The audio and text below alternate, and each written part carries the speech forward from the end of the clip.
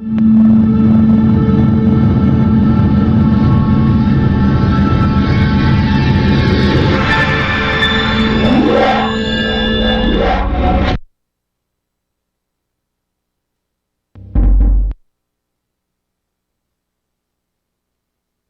now, ladies and gentlemen, the hardest working MC in the cosmos, Vincent Coulihan. Hey, good afternoon, everybody. Good afternoon. Welcome back. Welcome to our Sunday NEAF Talks. We have a great lineup in store for you all today, and it starts with our very first speaker. He is an award-winning space journalist and photographer, near and dear to my heart. He's founder of Space Up Close, based near NASA's Kennedy Space Center. He reports on NASA's missions and space exploration for major media outlets. As a NASA Solar System ambassador, he specializes in Mars exploration and has received NASA's Curiosity Medallion for his exceptional science outreach. He has witnessed over 100 rocket launches. Today, on the heels of the successful Artemis II mission, his talk will be Artemis II, A New Plan and Beyond, NASA's Return to the Moon. Please give a great welcome to NEAF Talks, Dr. Ken Kramer. Thank you. All right, thank you. Can you all hear me? All right, the screen is blinding me. We don't have the first slide here. Let's just go back. How do we go back? Vinny? No, there it is. Okay, that's the first slide. Thank you. So yeah. I know how the story ends because we just had the fantastic splashdown, and I hope a lot of you got to see it Friday evening, and we are Sunday morning here right now. So I do talk about a lot of things, but today we are going to talk only about Artemis with my wife, and we have a display table too, and hopefully you come there. We get a lot of pictures in her book available for anyone interested. So why are we here? We're here to inspire the next generation of explorers. So it's just so heartwarming. We met the crew at the first walkout, actually met them many times, but the first rollout of the rocket on January 17th, there's Christina Koch, okay, first woman to go to the moon. Isn't that fantastic? And there she is with our next generation Artemis explorers, and that's why we're here. We got to motivate kids and adults to understand math and science and invest in science and technology. So, and you can see there we are at the VAB, and the rocket was rolling out right behind us, and I will show you those pictures, and here they are. We haven't gone to the moon in over 53 years. This is just a moment I've been waiting for over 50 years. Last time we went, I was a little kid, okay, and that was Apollo 17 was the last mission back in 1972. Gene Cernan and Harrison Schmitt. Now we have, and they landed on the moon, and now we have these 4 crew members, and you can see them here. We met them, they're just feet away from us during the rollout of the SLS rocket. And there's me and my wife, and we cover everything up close. That's why I call it Space Up Close. And that's Artemis II news conference. We go to the conferences and the rocket rollouts and everything else. So here, I'll just show you the rollouts. We see the van, and there's the NASA administrator. So I know all the top people. We all know him. Jared is doing a great job under very difficult circumstances. And this, again, this was like the day of the morning of the launch, okay? And there's the VAB in the background, an RS-25 engine that powers the SLS core stage. So he's a great guy, and it's just fantastic. I do a lot of TV interviews, including I just did a couple the last couple of days, and the last one included a discussion about NEAF when I was coming up here, so I inserted that slide there. So I do all that. So let's look at what is the SLS rocket. It's basically derived from the space shuttle, okay? The core stage there, that's the external tank from the shuttle. It's lengthened about 20 feet. Here's the solid rocket boosters. They got 5 segments instead of 4. And then we have the Orion capsule on top, and that's how the astronauts got to the moon. And here is the actual Artemis I Orion capsule. I'll show you the Artemis II in a little while. And so the first test flight was uncrewed, but now we have the crewed test flight. And here is the crew. We met them, and here they are with the actual Artemis II capsule. This is a few years ago. Reed Wiseman, Victor Glover, first African-American Christina Koch, first woman to go to the moon, and Jeremy Hansen, the first Canadian. We love our Canadian friends, don't we? Thank you. We believe in diversity, and we believe in equity, and we believe in inclusion, too. Okay? So, thank you. When we go to the moon and we explore space, we go as all humanity, okay? Not just guys that look like me. We need everybody. We need the best and the brightest, and we got to motivate the little kids, a couple in here. So the only way we can do that was when we have everybody involved. So here's a cutaway diagram of the Orion capsule and a little bit about the crew members. There's 32 cameras on there. This is actually an in-space image, both of these on the way to the moon and back. And it's the size of 2 minivans. If you saw any of the videos, you know it was really small. It's like smaller than this stage here, and just a little bit taller than me. Not even that, nowhere near that high. Here they did a figure 8, okay, so they launched finally, and they put them on what's called a free return trajectory. So this is the trajectory map. So they did not orbit around the moon, unlike Artemis 1 did two looping orbits. But this did carry them the furthest that humans have ever been. The furthest before was Apollo 13 back in 1970, and they beat that by about 4,000 miles. And they were also at an altitude of about 4,000 miles when they flew by. And I'm going to show you those flyby pictures at the end. I had to keep working on this talk. I had the talk, and then they launched, and so I had a whole bunch of slides to get this up to date. So I'm working on it even this morning. So that's the trajectory. They spent about a day in Earth orbit, and then they did the translunar injection burn, the TLI burn, and that had to work from the upper stage of the rocket. The ICPS, which gave problems. We'll talk a little bit about that during the talk. And here again is the trajectory. You can see is some different graphical representations here. And again, you know, when we're going to the moon, they don't go directly. The moon they got to catch up with, the moon has to catch up with them. So you got 2 bullets kind of like coming together, and then they did that really fast loop. So everything has to be perfect. That's why we need good mathematicians, perfect mathematicians. There's no margin for error, all right?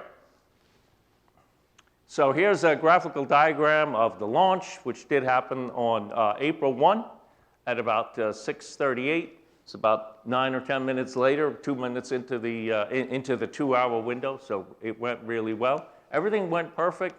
The SRB separated, and then the core stage separated from the upper stage, and then it raised the orbit to 40,000 miles approximately, so they were in an eggshell orbit. And then they came around on the second orbit, and they did the TLI burn at just about 100 miles, 115 miles above the Earth, and that set them on course for the moon.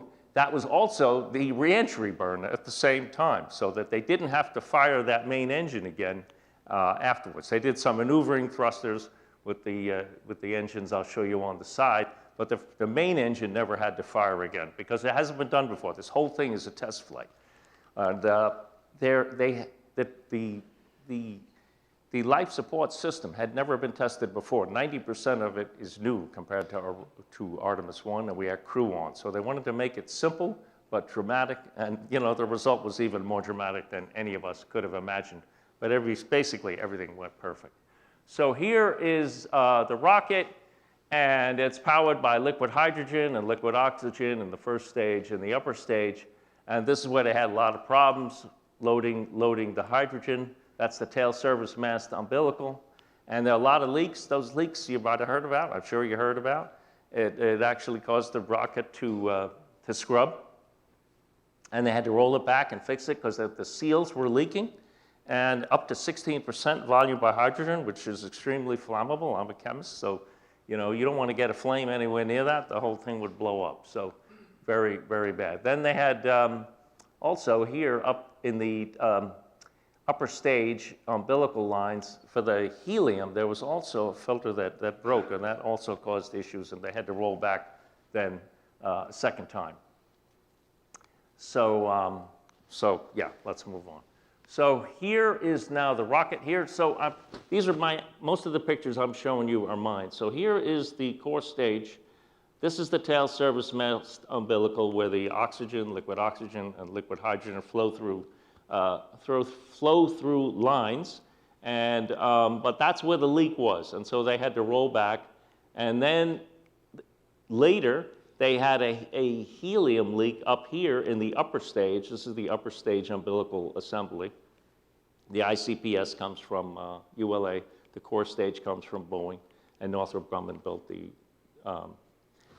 solid rocket boosters.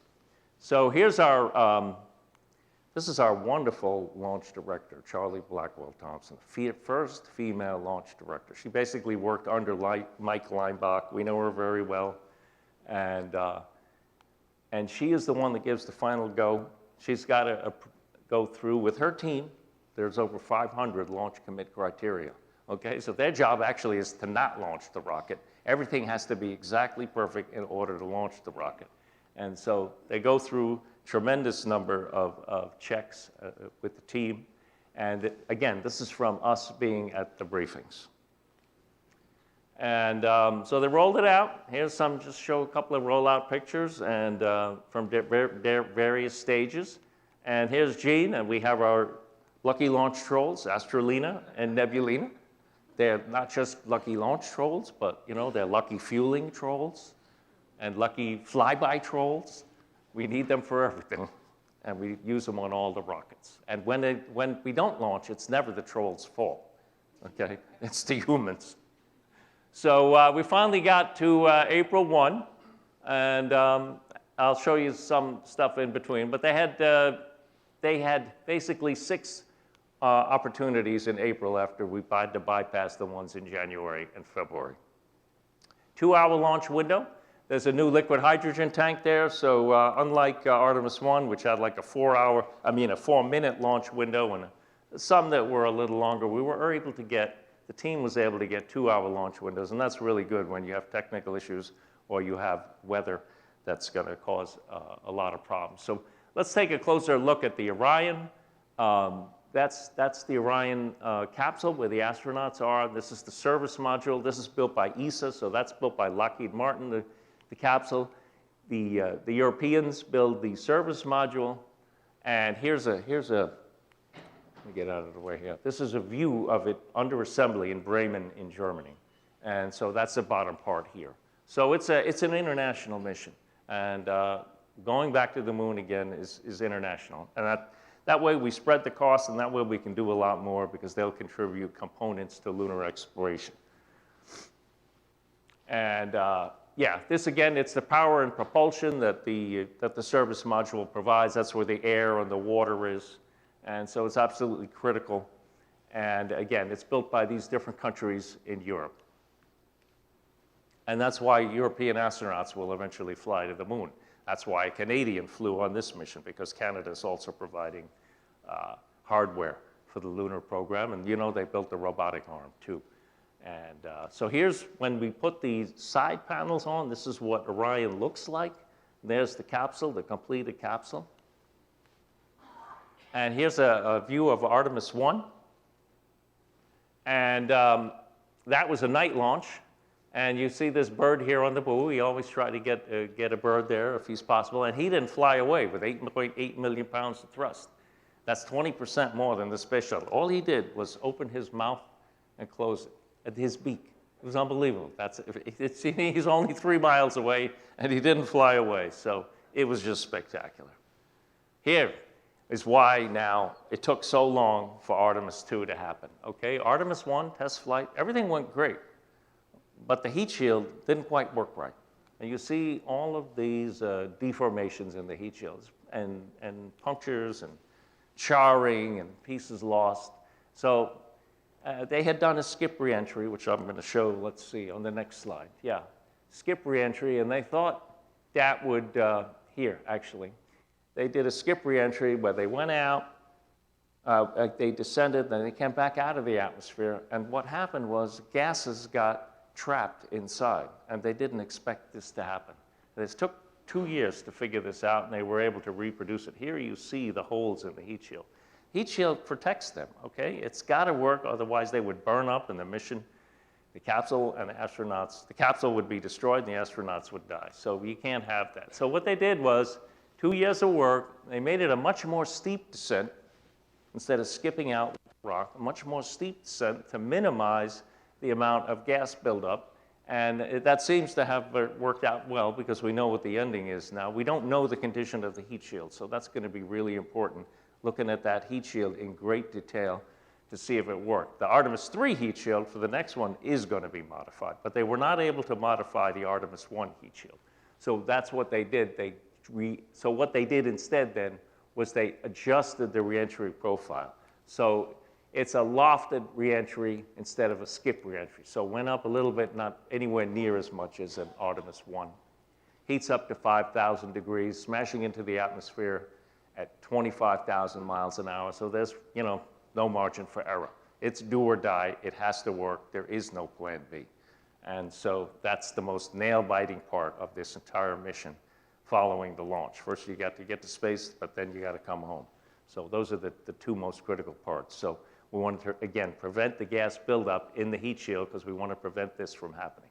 So it worked, but we'll get the detailed review of that later. So anyway, here's the first rollout, and you see a big crowd of the people that work at KSC, and Gene and I were there, as well as other media, plenty of other media and invited guests. And this was back in January when I showed you the astronauts.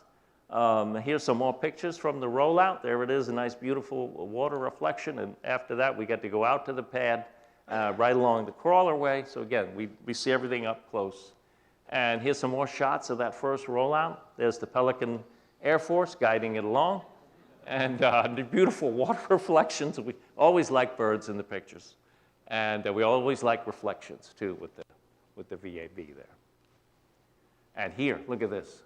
This is just I got a bunch of reflection shots, and this one is like almost perfect. Look, you can see the end of the launch abort system. That is there in case there's a rocket emergency and it starts blowing up. It lifts the capsule away and saves the astronauts' lives. It's a harrowing thing to have to go through, but it's there if it's needed. So again, we met the astronauts. They were there during the rollout, Gene, and you see them again here. And another shot, these are pictures from Gene and me, and there's a NASA administrator, Jared Isaacman. So this was, January 17th. This was about 2.5 months. And I should mention that for Artemis 1, it took 8.5 months from the first rollout to when they actually launched. So this is about 2.5 months. So that's a vast improvement. They can't launch till they're ready. A lot of people came down in February and March, and they were all disappointed, but we can't have a disaster. Safety of the crew, safety of the rocket is always primary, okay? It doesn't depend on, what's our convenience. It's the rocket's convenience and the safety of the astronaut that is paramount at all times. So when you come down here, or when you come down there, I should say, you have to be flexible, all right? You don't expect to see a rocket. Luckily, we got other rocket launches from SpaceX and ULA, and you might get to see one of them if you come down, but plan your vacation to see the rocket launch on the first day. If you're coming for a couple days or a week, don't plan to see the rocket on the last day because invariably technical or weather will mess it up. So anyway, we got a nice time with them. There's me with them, and I do the briefings and ask questions. Some of you may have seen me asking questions on NASA TV. And again, there's the crew in the background there. So we got then to get some pictures at the pad. This is the first rollout at day and at night, and this was from when we were supposed to see a moonrise. And more pictures of us. So here's the lucky rollout trolls, okay? And that shows you we rarely were there. We're just like from here to maybe halfway up the seats along the crawlerway. That's how close we get. But not right there, but we do get very close. And there I am, pointing to the rocket. And it's just a spectacular feeling. Again, I waited 50 years for this to happen. And you never know till the last moment, but I'm so thrilled. So they rolled it out again, and they did a second wet dress rehearsal. This shows the filling of the liquid oxygen and the liquid hydrogen tanks in the core stage, which is the bottom, and the upper stage, which is up here. And they had a lot of problems with the first time around. but it went perfectly the second time around. And they got down to T-minus 29 seconds into the terminal countdown, and then they intentionally aborted it, and then they recycled it to T-minus 10 minutes to prove they could recycle in case of weather or technical issue, and they counted down again to T-minus 29 seconds. And so this was just a great moment. I had to be there. So there's the rocket in the background. We've achieved, on the countdown clock, I'm at the press site, T-minus 29 seconds for the second time. And, you know, everything looked fantastic, everything. And then the next morning, problems happened again, and it was all in the upper stage. Because although the first stage worked great, no more leaks, then they had a helium leak. So had to get rolled back and went into the VAB. So we set up our cameras inside the VAB. It's just spectacular. These are the work platforms you can see here. So I was enabled, then they let us to photograph that rollout and get the whole, look at this. This is the whole rocket here. So I don't want to be, maybe I'll go on this side. So those are the tail service mast umbilicals that leak. That's, again, how they fuel it. And so we got the whole rocket here. And then this shot here is like a close-up as it's closer to us. We were right there, basically right next to the rocket, just a couple dozen feet away on the walkway, access path. And so you have to wear a hard hat when that's going. And then shortly after it came back in, because they had to do all this work so that they could try and get to the April launch window. So this was done with remote cameras too, so it rolled in, and then very quickly, within an hour, all the work access platforms were put back so they could get to work. They needed to do about 3 weeks of work before they could roll it out again. So it was just a great honor and privilege to see all of that. And that's why I call space up close. We do up close. I want to show you what it's like to be with the rockets, because the public can't get to see this, but we're lucky to see it. So then we rolled out at night. It's supposed to be 8 o'clock, but there's always gremlins. There was high winds and plywood that was flying through the window right at the door there. They need to protect the cleats on the crawler. So we were there, and it was spectacular. They finally wound up going at midnight, and so that's why we have a hat. It does get cold in Florida. You know, with the Floridians, they're weak, though. They just don't understand that when it's, you know, a little bit cool, they put their hats on.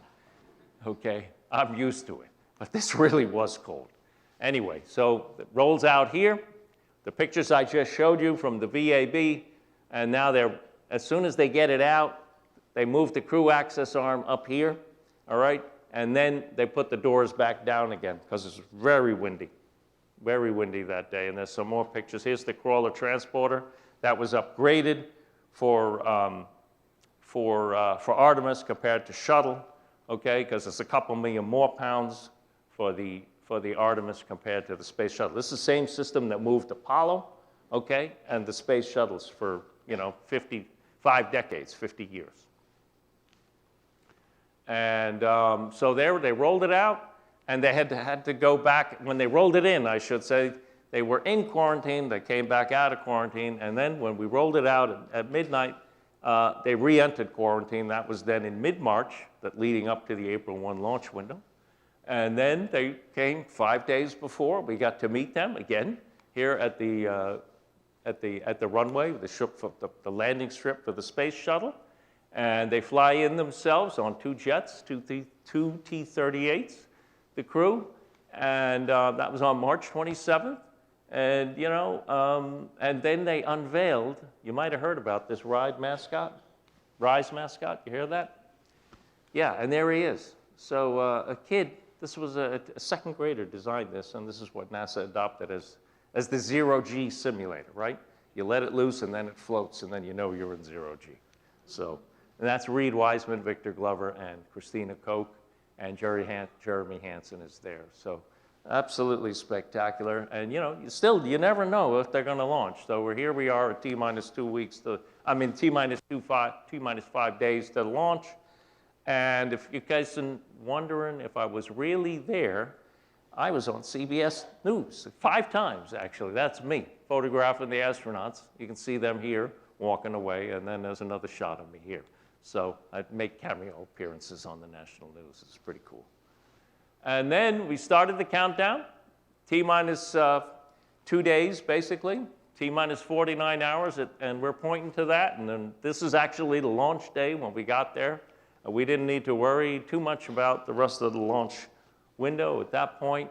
And then look what happened. Right after the countdown started, this fantastic rainbow from horizon to horizon formed. And it just was wonderful. It just appeared out of nowhere. Now, we didn't want cloudy skies because that's not good for the launch, but this was 2 days before. So luckily, the sky's cleared, and there's an RS-25 engine. It's basically a space shuttle main engine that is upgraded, and there's 4 of them at the bottom of the core stage that you can see right here. There were also 4 CubeSats here deployed, that were deployed actually in Earth orbit from Argentina, Korea, Saudi Arabia, and Germany. We met a few of the teams. I could show another 100 pictures I don't have time for, unfortunately. But they're right at the ICPS interface. They're there. That's where they're loaded. This has happened on SLS-1, 2, Artemis 1. And they were all deployed, and they all worked. And the batteries didn't fail, unlike on Artemis 1, because of that 8-month delay. So these all work great, and they're looking at space weather and space radiation, really critical for astronauts and for launches. And there's also, to talk a little bit about the science, I'm a pharmaceutical chemist. I worked around here for quite a few years. There's also a patch of the Wright Flyer on there, okay? And so that was a memento. They did at the Avatar experiment, and that is tissue on a chip. So they take actually blood cells from the 4 astronauts, bone marrow cells, filtered them out, put them on this chip, and then they can be examined for impacts of space radiation and other things, weightlessness in space. The astronaut doesn't even have to be there, but his cells are his or her cells are subjected to the space environment. And so this is going to be very interesting because it could help predict what illness you might get in the future. So this is all experimental. So even though it's a test flight of the rocket, we're also doing some really great science on here. And they had these wristbands. You might have noticed in some of the videos from the astronauts, they had wristbands on, monitoring their movements and their sleep patterns and everything else, blood pressure. And then they did tests with them after they came back on visual acuity and balance and things like that. And then, of course, the lunar flyby, that's what we're going to talk about. Did a lot of science there. And here's what that fabric looks like. Jean, my wife, cut that, actually, at the request of Mark Armstrong, one of Neil Armstrong's sons. And we didn't know, actually, if that was the piece that flew on Artemis. It probably wasn't. We never got a really definitive answer. But this is you can see here, this Wright Flyer material that flew in, with the Wright Flyers on their original flight, but our Neil Armstrong brought it to the moon on Apollo 11. So, and now it's going back a second time. So this is really kind of very historic and touching. And there you can see some more close-ups of it. And then we got, within a couple of days, and Titusville, where I live, is really the best place. You could see the rocket right across the river. I'll show you a map in a second. We got to get some sunrises. There's the Max Brewer Bridge. When the launch actually happened, there were over 100,000 people on that bridge, and it was jam-packed with people. And here's the rocket you can see, and birds flying around. And then NASA also brought us very close to the pad in those last few days. Here's one of my shots where the sun comes right over the rocket. We're really close to it. These shots were used by some TV stations to work with. They all come to me. I work with a lot of them. And then here's a wider view of the Artemis rocket with sunrise over it. It's just so dramatic. And we also got to see moonrises. Again, Titusville is the best place to see that, right across the Indian River. And there's another shot with the moon rising over Orion and SLS. And again, a graphical representation of what they do, because there's the moon that they're aiming for 6 days into the mission. And again, the free return trajectory right there that you see. Not going into orbit, not firing any thrusters, it brings them right back to Earth, so they don't have to worry. But the life support still has to work. As I said, that was never tested on Artemis 1. So here's some more moonrise shots we got. Look at that reflection there. Again, Titusville, the moon rising right over the rocket. It's just so dramatic. Titusville is the best place. So here, let me come over here. Here is this is the Space Coast here. Kennedy Space Center is here. Pad 39B is right here. There's the Max Brewer Bridge where 100,000 people were all in Titusville. If you ever go, Titusville is actually the best place to see the rockets because you can see all these pads, all right, right from the river, okay, right from the Indian River Lagoon. Now you can see manatees too, alligators, all kinds of wildlife. It's really fantastic. So we live right around here, and all I have to do is drive maybe a half a mile, and I can see the launch pads. When it's not cloudy, you see the launch pads right across there. And so here's some shots I took previously. There's the Max Brewer Bridge, and you can see these streak shots at night, you know, long duration time lapses. In the daylight, you can see these rockets rising right next to the VAB. So it's just a great experience. So we did finally launch. Okay, there they are walking out from the operations and checkout building, named after Neil Armstrong now. This is same place where the Apollo astronauts were suited up, and the Space Shuttle astronauts were suited up, and now we're suiting up the Artemis astronauts. So here's the launch. I did a selfie with me with the rocket rising a few seconds while my cameras are clicking away. So I was getting those launch shots here. And then something happened that nobody really expected. You see that? Looks like a smudge. That is the slide wire baskets. They intentionally let them loose. This is in case the rocket were to explode. In theory, the astronauts could make their way to these 4 baskets right up here, right next to the capsule, and then soar down, take that down like a ski lift down to the ground. But they didn't tell us ahead of time that this would happen, and so everybody saw these smudges in their pictures and wondering what is that? It was a big deal online. Man, what is NASA doing? Okay, it was nothing. It was just the slide wire baskets. I wish they had told us ahead of time. But you know, it's kind of a dramatic image, and so they worked.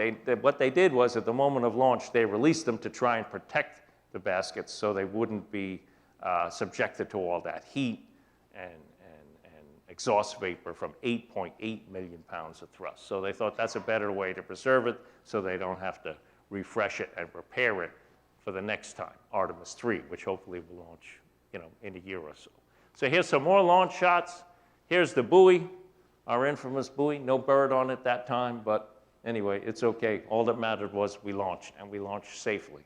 So 8.8 million pounds of thrust. I love solids because you see the vapor trail go into orbit for the first 2 minutes. And there's a wider shot. And then here's my fisheye.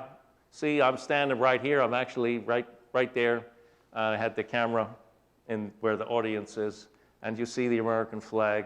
And here's our T+2 2-minute mark. It's flying right over us, and it is so loud and so powerful, and the ground is shaking, and it was just heavenly. It's just absolutely heavenly. Going to the moon. Here's the engine shot. So very short exposure, 1/4000th of a second, and then you can see you can see the RS-25s. You see in the other shots, you can't see any engines at all. Okay, you can't see, look how bright. You can barely see them there. It's just so bright it overwhelms the cameras. So if you do a really short exposure, and if your camera works, and if you can get real close to the pad like we can as media, the public can't do that, you get to see that. So these are the sequence. I sequenced the 3 images. I had about 10 or 12 work altogether. And here you see, again, the slide wire baskets. And now it's really high resolution because we're just like a half mile from the pad, maybe even less. So again, unexpected. We're sitting in the press room afterwards. Everybody's going, what in the world is this stuff we're seeing here? And everybody had it in all their pictures. So I went to the public affairs people and asked them, and then they put out a press release to explain to the public what this was. This was all intentional. But it's just fantastic to be able to see the power of these really space shuttle boosters and space shuttle main engines setting our astronauts to the moon for the first time in 50 years. So here's some more close-ups. You can see those all 4 engines there. Here I brightened up the image a little bit. It's a little bit grainy because it's a 4,000th of a second, so it's actually at sunset. But anyway, you can see the whole rocket there. And then these are close-ups of it.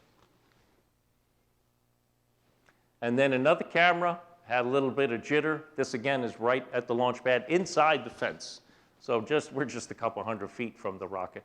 And again, look at this. This is a sequence, and you can see here, actually, starting here, you can see those slide wire baskets coming out. And they went all the way down. There's four lines there. Each basket has its own ski lift-like line. And you can see how big this, I want to show you how big this exhaust plume is. It gets even bigger than that. So it's just massive. So the astronauts then on day 2, they launched and sent back these hello Earth images. It's just spectacular. You know, again, we haven't had it since Apollo 17. Look at this. So I rotated this a little bit from what NASA put out so you can actually see the continent. Of course, there is no up and down in space, but we're used to looking at the projections that we normally see. That's actually Africa right there. Reed Wiseman took these pictures.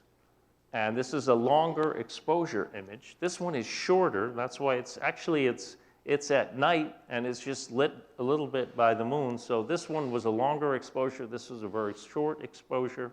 And you can see some auroras there. So again, we see Africa. We see Spain here. And then South America over here. So let me just move over so you can see that. That's South America. And here I have a map to show you. You can look side by side, okay? And then here's a view outside the Artemis 2 window showing you what they see. These pictures are a zoom view, and this is through the window of the capsule so you can get a feel for what it's like to be flying to the moon, looking at the Earth and the moon outside your window. And here's the target, of course. Here is the near side we always see, and this is the far side we never see, except maybe a little bit along the edges. And so they saw territory that no human eye has ever seen, and I'm going to show you those pictures now. And I want you to pay attention to this spot. This is Mare Orientale Basin, okay? Just a sliver is slightly seen with the libration of the moon, when it's shaking a little back and forth. And you can see just the very edge of it. But here on the far side, you can see it, and it is the biggest crater impact. It's the most recent impact crater on the moon. So it is really spectacular to see it like that, and that was like the #1 science target that they had. And yeah, let's go to the next slide. Here's Christina Koch looking out, again along the way. There's her with the Earth in the background. Look at these crescent Earth. And then here, look, so as they get approaching the moon, they get to see the other side, okay? They're not looking just straight out. They're looking at an angle. And so now this is what we normally see. Here is Mare Orientale Basin. It's there, and now you can see it. And it is just spectacular. And here's some shots, again, looking back at the Earth. Look at that. With the Orion capsule, a lot of these are taken from the solar arrays that were built in Europe. That's another European contribution to the mission. And that's a zoom. And then here, again, is through the windows. So I think it looks really cool, and I want to show you guys that. And look at this. Now, here's their target. Look at the moon through the hatch, through the windows, on the Orion capsule. You see the Orion capsule here. And look here. That's Mare Orientale, right? So this is what we see diagonally here. This is the near side of the moon. And this part below, that's the far side, all right? And we're going to see it more up close, like there. So they had 36 science targets in their science program, all right? It's been planned for more than a year what they would do. But you know what? Every day, different day they launch, okay? The trajectory is different, and what they would have seen was different. So the teams had to do a tremendous amount of work of planning. Well, what if we launch on April 2nd instead of April 1st? Well, it's different, okay? Like the solar eclipse I'm going to show you soon was only visible on April 1. So they had to train for all of that, plan for all of that. Here's the Mare Oriental Basin. And look at here, all of the planning. These are this is the science targeted planning that they were told to do. Take pictures, but also make visual observations. One astronaut was imaging when the other astronaut was speaking and writing on his phone, whatever. And he was writing down what his impressions were. Did they see colors, okay? That human eye can pick up, but the camera doesn't pick it up. So I just want to show you this page of the detail. Look at what they're looking at. Geometry, color and shade, textures, and thoughts. That is really important. So they did it for an hour, and then they switched, and the other two, they took over. And here now is the up-close views. Again, it's the most recent impact crater right here, Mare Oriental. That's the terminator right there. So this is what we see, but we don't see this except very obliquely. You can see the edge of it from Earth. All right, and here's a close-up. There's a close-up right here. Look at that. That's the most recent impact crater. It doesn't have a lot of little craters in it. That's how we know it's the most recent one. So that was after the heavy bombardment, which I don't have time to go into, but you know, Earth evolved, the moon evolved, we have an atmosphere, and so everything's erased. If we didn't have an atmosphere, we would look like the moon. And that's another thing we learned, the origin of the Earth-Moon system from Apollo. That was one of the big scientific finds. We didn't know that before Apollo. Didn't know a lot of things before Apollo. Didn't even know if you could stand on the moon. It was a big debate in the 60s. You can't even imagine that now. So anyway, that's it. And here's another view from the solar arrays, okay? Great views. Again, there's Mare Oriental. Look at this. Now they had moonjoy. That's what they were talking about, moonjoy. Look at that, Earth set from Orion. Look at the detail of the lunar far side. It's just magnificent desolation, as they described in the Apollo program. And there's the Earth set. We'll see some Earth rise a little bit. So here's comparing the view. 2026, you know, this was Monday, I think, right? So what do we have now, Sunday? This was just a couple days ago. This is like perfect timing to do this talk. But I had to get all the slides in. So it was very, very harried. So I managed to do it. I had some computer issues this morning. Luckily, they got ironed out. But anyway, so that's Apollo. That's Artemis 2, and there's Apollo 8. The first Earthrise we saw. And you know, that ignited the environmental movement. You can see the Earth, and we're just floating there in space. And you look around here, and the Earth surrounds us. But when you go into space, it's tiny, and we see how insignificant we are. Just floating. One of them asked me on one of the interviews, it's just floating. I said, yeah, you know, and you're just protected by this very thin atmosphere. You can't even see it in this picture. Thinner than an eggshell, okay?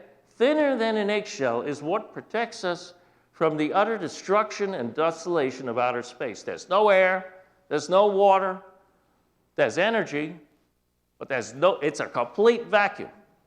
So if your ship has a leak, you're gonna die. That's why testing the life support is so important. That's why these people are so brave to do this.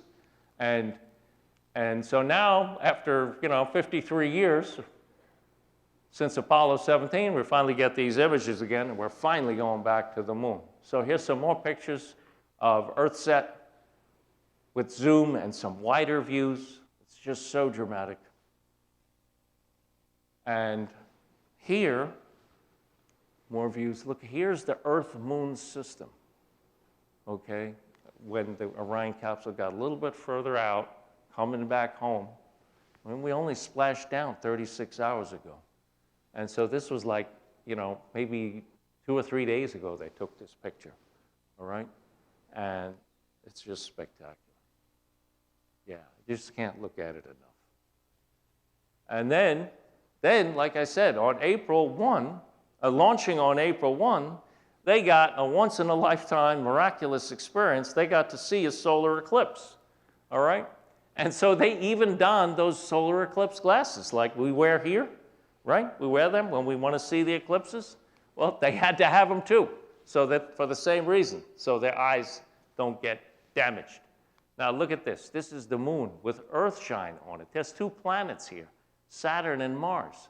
Here we're looking at the Earth through the window of Orion, and here's Reed Wiseman, and he's looking at, again, it's the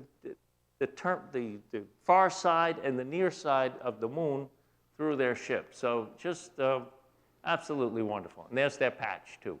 So that's Christina, that's Jeremy, that's Victor, and that's Reed Wiseman.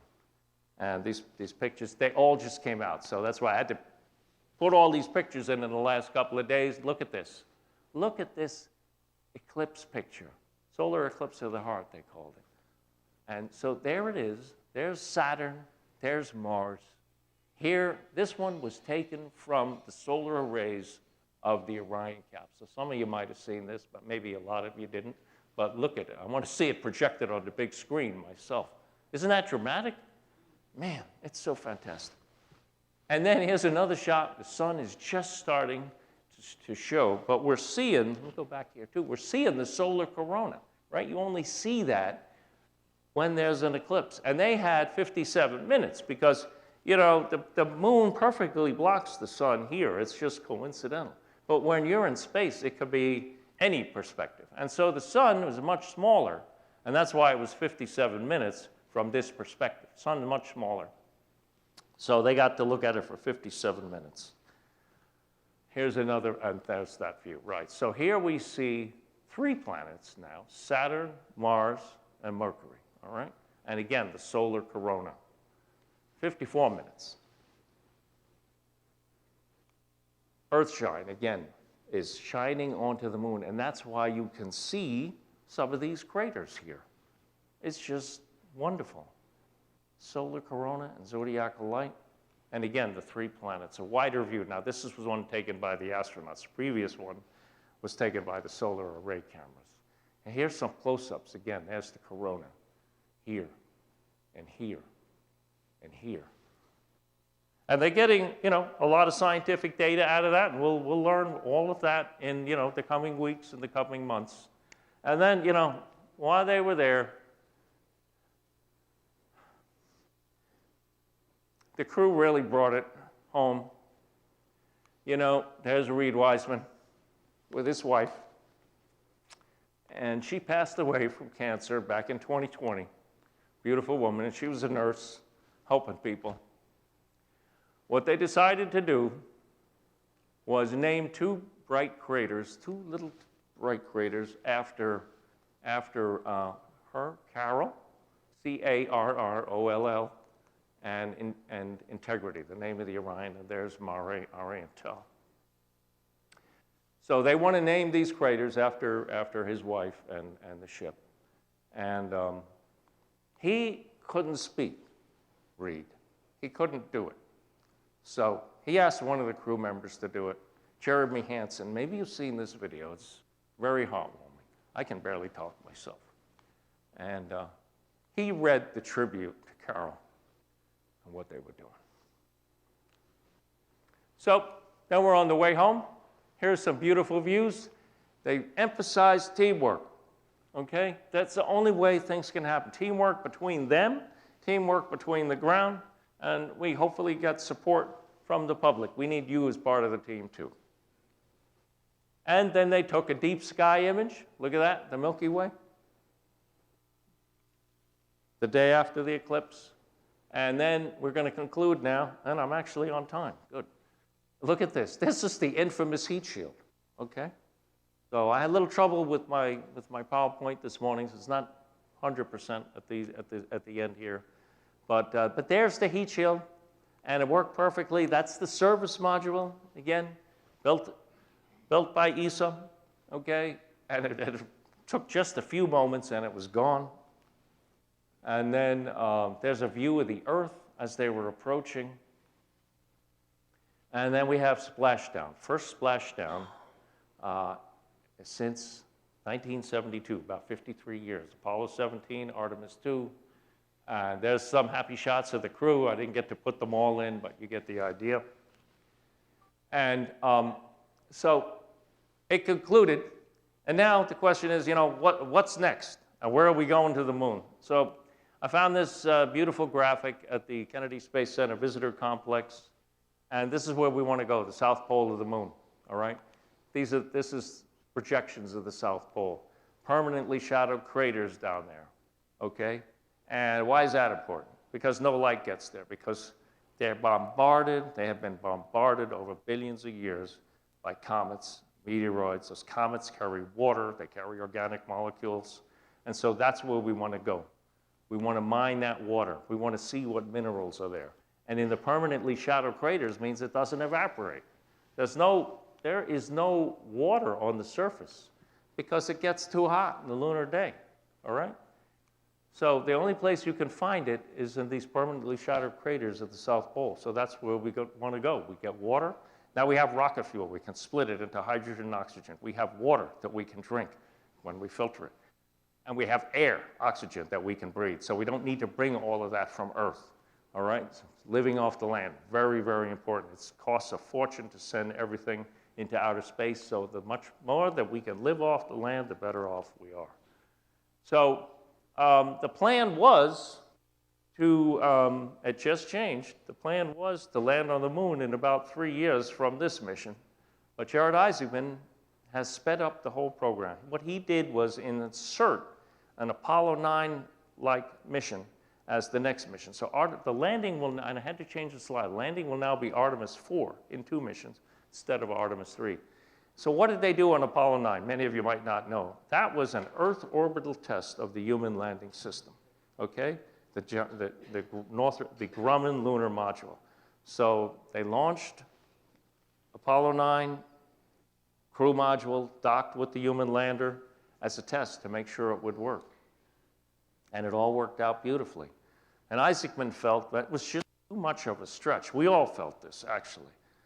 It's just too much of a stretch to go from just a flyby to landing on the South Pole of the moon. That's a tremendous increase in capabilities that you would need to demonstrate in one mission.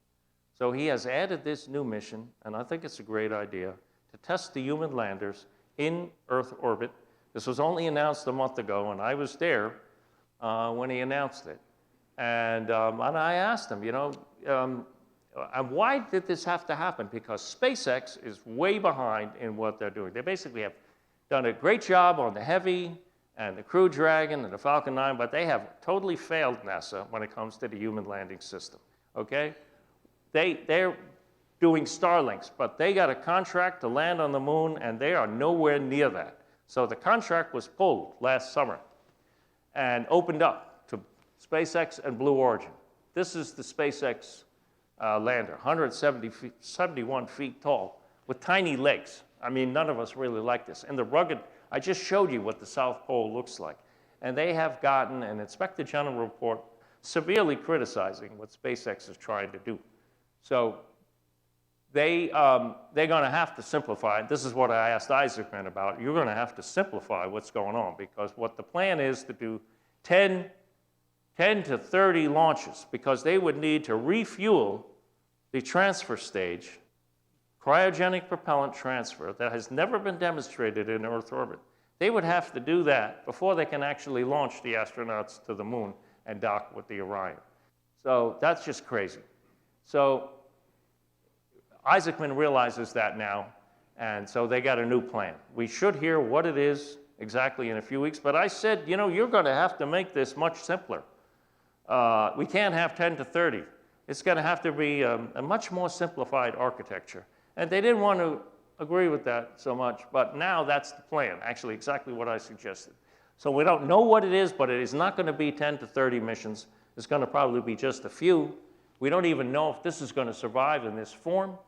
And the other one is like maybe it has to be shorter. But they don't have time because China, we're in a space race with China. And you know, we want to do it by 2030. That's 3 years from now. And yet we're nowhere near doing that with Starship. So they gave another contract to Blue Origin. This is their Blue Moon lander. And they're going to launch an uncrewed version, a robotic one, hopefully by the end of this year. But that is also behind because they started late because they got the contract late. So they're going to have to speed up their work and make maybe a Mark 1.5, that's what we nickname it, a simplified human lander so we can get to the South Pole of the moon and then evolve that capability over time. That is what's going to have to happen because right now it's on an unsustainable path. China is moving ahead. They don't have changes in administrations, changing the plan every 3 or 4 years. They got constant funding. They are testing their lunar lander. They're testing their rocket. They're testing their capsule, their lunar capsule. We don't know a lot about it, but we have just seen tremendous progress that they have made. They released pictures and details about it. So they're moving ahead. While we really don't have a plan. Hopefully we're going to hear what the plan is in the next couple of weeks. But there's no time to lose, all right? So that has just got to get done. So this is the new architecture from NASA, just announced about 2 weeks ago. Intermediate in 2027. Again, what they want to do is dock the Orion with one or both of those landers from Blue Origin and from SpaceX, okay?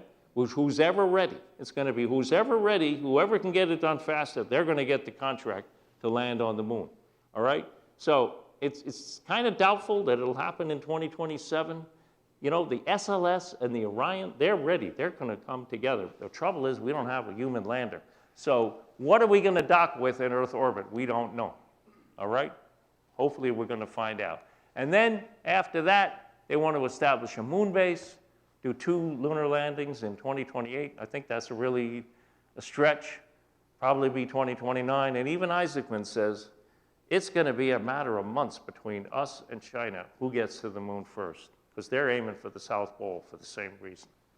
So that's the plan, and I think it's a great plan to build a moon base, but we need full funding for NASA, and that's not what happened a couple of days ago. The administration proposed to cut it by 25%, which is terrible. So hopefully what happened this year will happen again. We will have bipartisan work in Congress, Democrats, Republicans, Republicans, Democrats, coming together, supporting full funding for NASA, full funding for science, full funding for cancer research.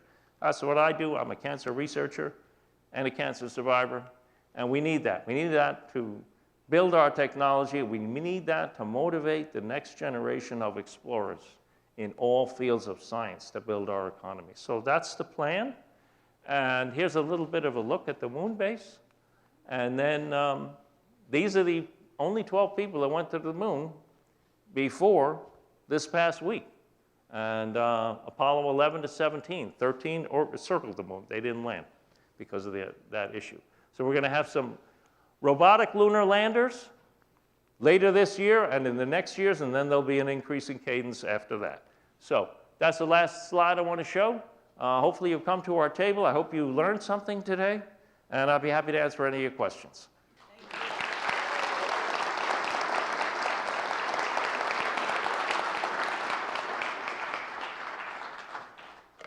Let me just get a sip of water.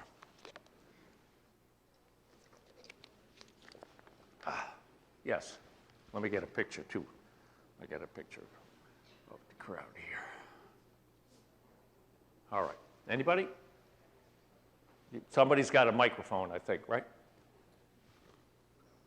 No? Okay, just say. What is the future for the SLS launcher now that SpaceX was talking about? Now that SpaceX was talking about actually pushing Orion from low Earth orbit all the way to the moon instead of the SLS, because the upper stage was canceled just a few weeks ago. Is it almost redundant to get rid of SLS like right away, or does SLS maybe have 5-6 flights ahead of it? Well, I think it's really premature. It's a great question. I couldn't go into everything. But I think it is really premature to cancel SLS and Orion. It is the only workable architecture right now, okay? If we go back to,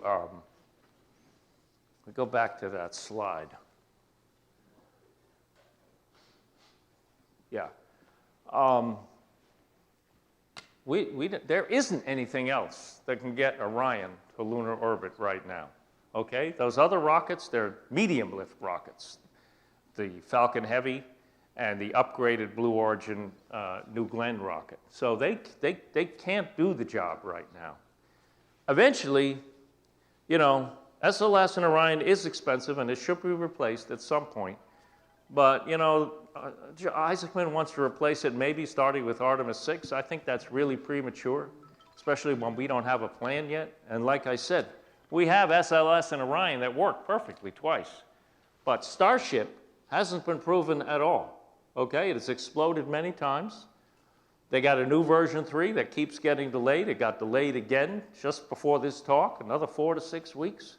So, you know, eventually they'll do it, but eventually doesn't get us to the moon before China. So it's a great question. I don't have an answer. I think they should keep SLS and Orion. We've got the hardware to build it, okay, in Michoud and all the other centers. They're building new RS-25 engines and core stages and everything else. So, and new Orions. We got Orion contracts through Orion 6. And actually, the Artemis 3 Orion would probably be reused on Artemis 6. We don't know what rocket that's going to be launching it, though. So great question. And we should hear more in the next couple of weeks. But, you know, it's definitely a race, and we're behind right now. And again, I urge all of you, contact your congressmen and senators, anybody else. Tell them we need full funding for NASA and the rest of the federal science agencies. Anybody else?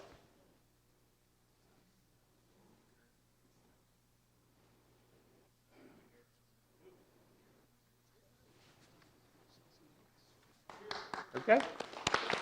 Thank you. Thank you very much, Ken. Great talk. Thank you, everybody, for being here. Thanks. Thank you. Thanks for coming.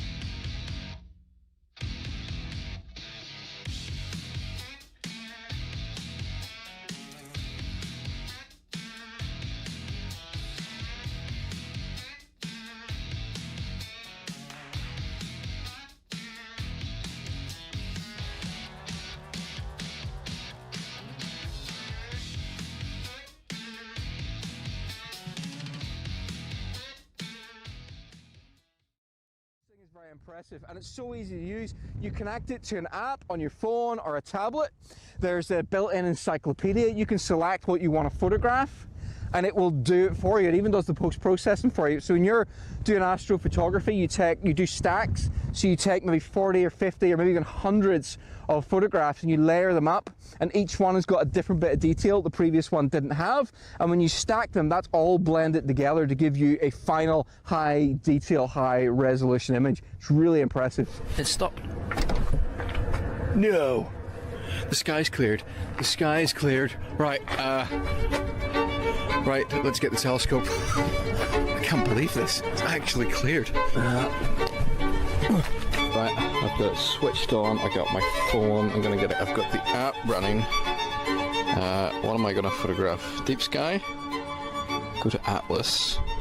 This shows me things I can target. Let's look for Pleiades. I've done that. Point it. Oh. It's moving. It's moving by itself. Okay, it's tracking it. It's important. I watched a really quick tutorial on how to do this. Okay, I got to set up my parameters now. Filter, I think Astro for stars. Shutter should be... Shutter's 15 seconds. 15 seconds seems fine. Remember seeing the gain should be around 60. Hit go. Right, I've just ran... And this photograph of Pleiades was a quick test. I've just run a denoiser on it, and this is the image I've ended up with.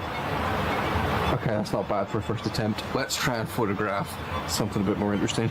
I had the rather clever idea of putting the telescope outside my van, and I could sit in here and... Oh! Wow! Look at that!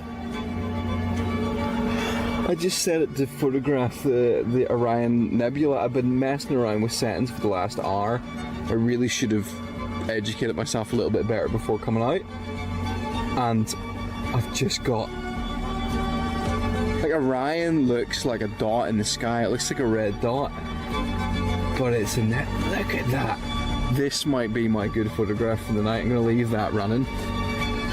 Oh, if I get a good shot of Orion, I'll be really, really happy. This is what I managed to capture. I am in awe. Absolute awe.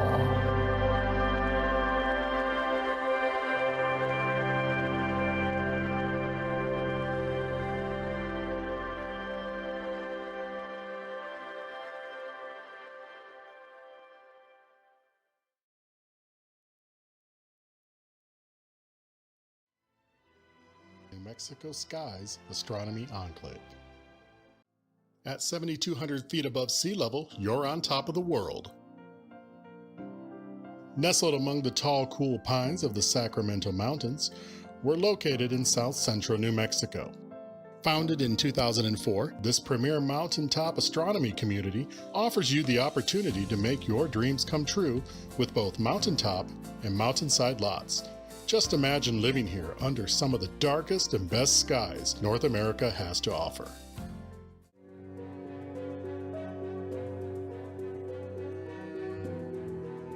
You'll love the changing seasons, accompanied by our vivid fall colors. Be it one of our mountainside lots or mountaintop lots, your toughest decision will be in choosing the one you'll call home. Fiber optic internet is now available to each and every home and observatory.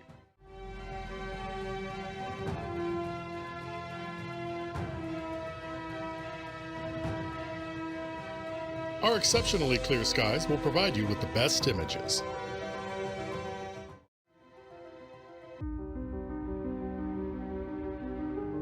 And yes, you can see your shadow from the summer Milky Way. From our state bird, the Roadrunner and his friend the Coyote, to our spectacular fall colors, our world-renowned balloon festival, you'll find our gorgeous sunrises, and our spectacular sunsets. New Mexico has something to offer for everyone. Still not a believer? Then feast your eyes on these images that were taken from our mountain. Thanks to our mountaintop location, we have a microclimate. We expect over 300 sunny days and clear nights per year, While less than 20 minutes down the road at Cloudcroft, the conditions are less than ideal. This image was taken from Tom and Marla's home. Take a look at this mountainside lot, owned by Eric and Josephine. As you can see, the layout and design of your new home is limited only by your imagination.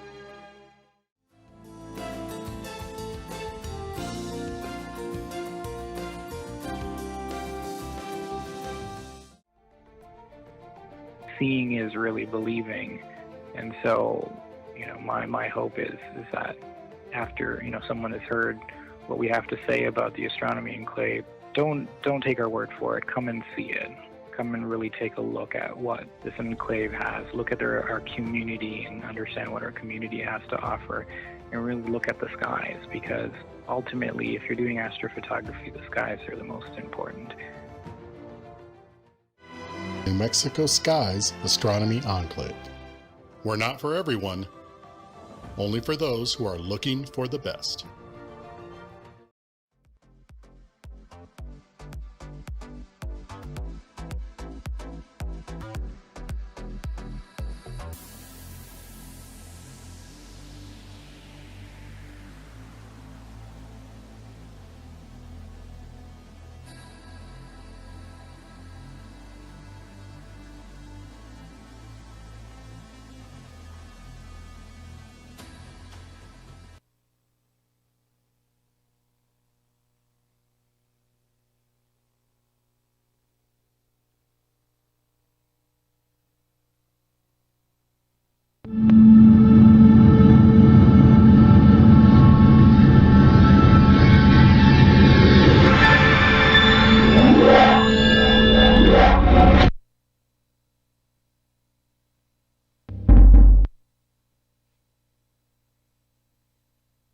And now, ladies and gentlemen, the hardest working MC in the cosmos, Vincent Coulihan. Hey, thank you, everybody. Thank you. And welcome back for our next segment of our Sunday NEAF Talks. It's my pleasure to be introducing our next speaker. He joined NASA in 2005. He manages the Apollo, Challenger, and Columbia Lessons Learned programs. He's the former curator at NASA's Columbia Research and Preservation Office. He specializes in preserving and communicating the human stories behind spaceflight history. His talk today, Apollo, Challenger, Columbia, the Legacies and Lessons Learned. Please give a warm welcome to NEAF Talks from NASA, Michael Cianelli.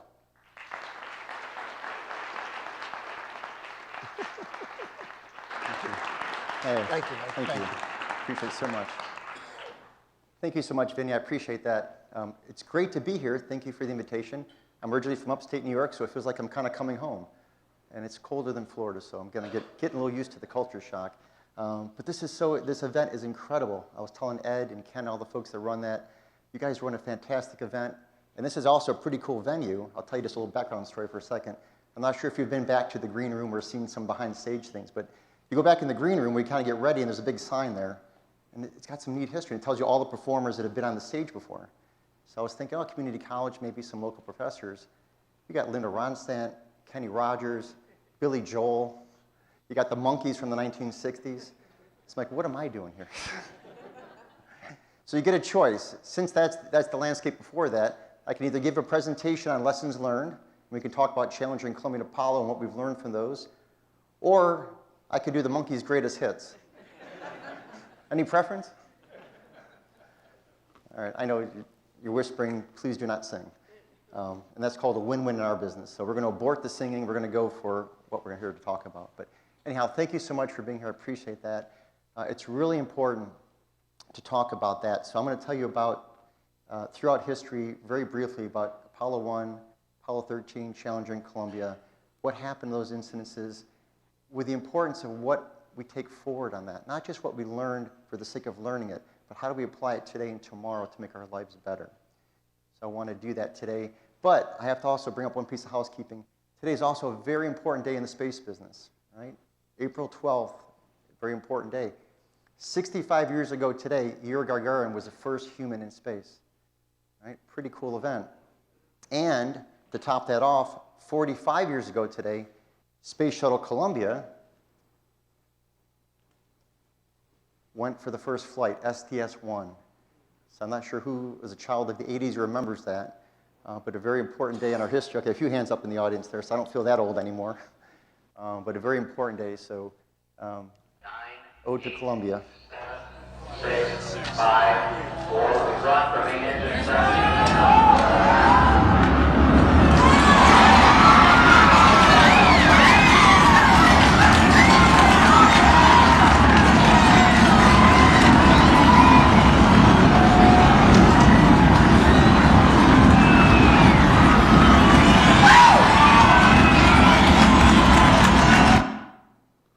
How cool is that?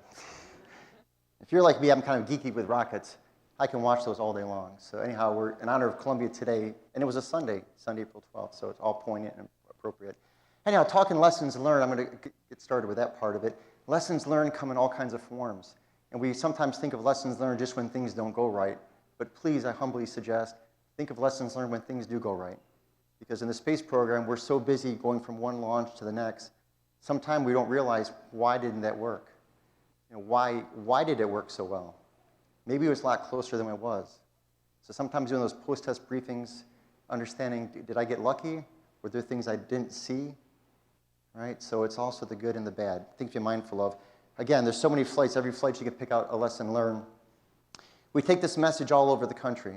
Okay? So we do it through podcasting, we do it through film, through television, through radio, through events like this. However we get the message out, it's so important the crews remember to go do that. But we're going to start off with an essential question. That's the question of why. Those of us that launched these folks into space, the folks that came before me in my day with Columbia, we give a contract with them. We work as hard as we can, and we tell them, your vehicle is ready. Take good care of her. We'll see you back in 2 weeks. When they don't come home, it's something we never forget. It's very important. So this is the why we take these messages. This is why. So essentially throughout today, we're going to keep talking about the why we have to stand up in our own lives and say this is not right. Why we have to walk into our boss's office no matter what we're doing and say sometimes we got to stop. It may cost the company millions of dollars. It may cost a schedule hit. But why we have to have those difficult times, and they're hard to do. We're going to see why they're hard to do and how we made mistakes. But we're going to fly through history really quick, because I know there's some folks from the 80s. Anybody from the 60s? Born in the 60s? Oh, my heavens, quite a few hands. Okay, I was a little bit young back then, but does anybody remember the 60s? Because I've heard stories about all of you. That's a pretty wild time. How about the monkeys, right? Anyhow, but go back to 1960s. So now, 1961, NASA's a couple years old. We fly 15 minutes suborbitally into space. Right? Didn't even really get into orbit, just suborbital, 15 minutes. And then we have the audaciousness of the president at the time, John F. Kennedy, to say, you know what? That's pretty cool. Your next mission's going to the moon. Okay. Okay, that's not just a big jump or anything, right? That's pretty audacious. And by the way, not only are you going to go to the moon, which is something that's been talked about for millennia, but you're going to do it and say, oh, how about 9 years?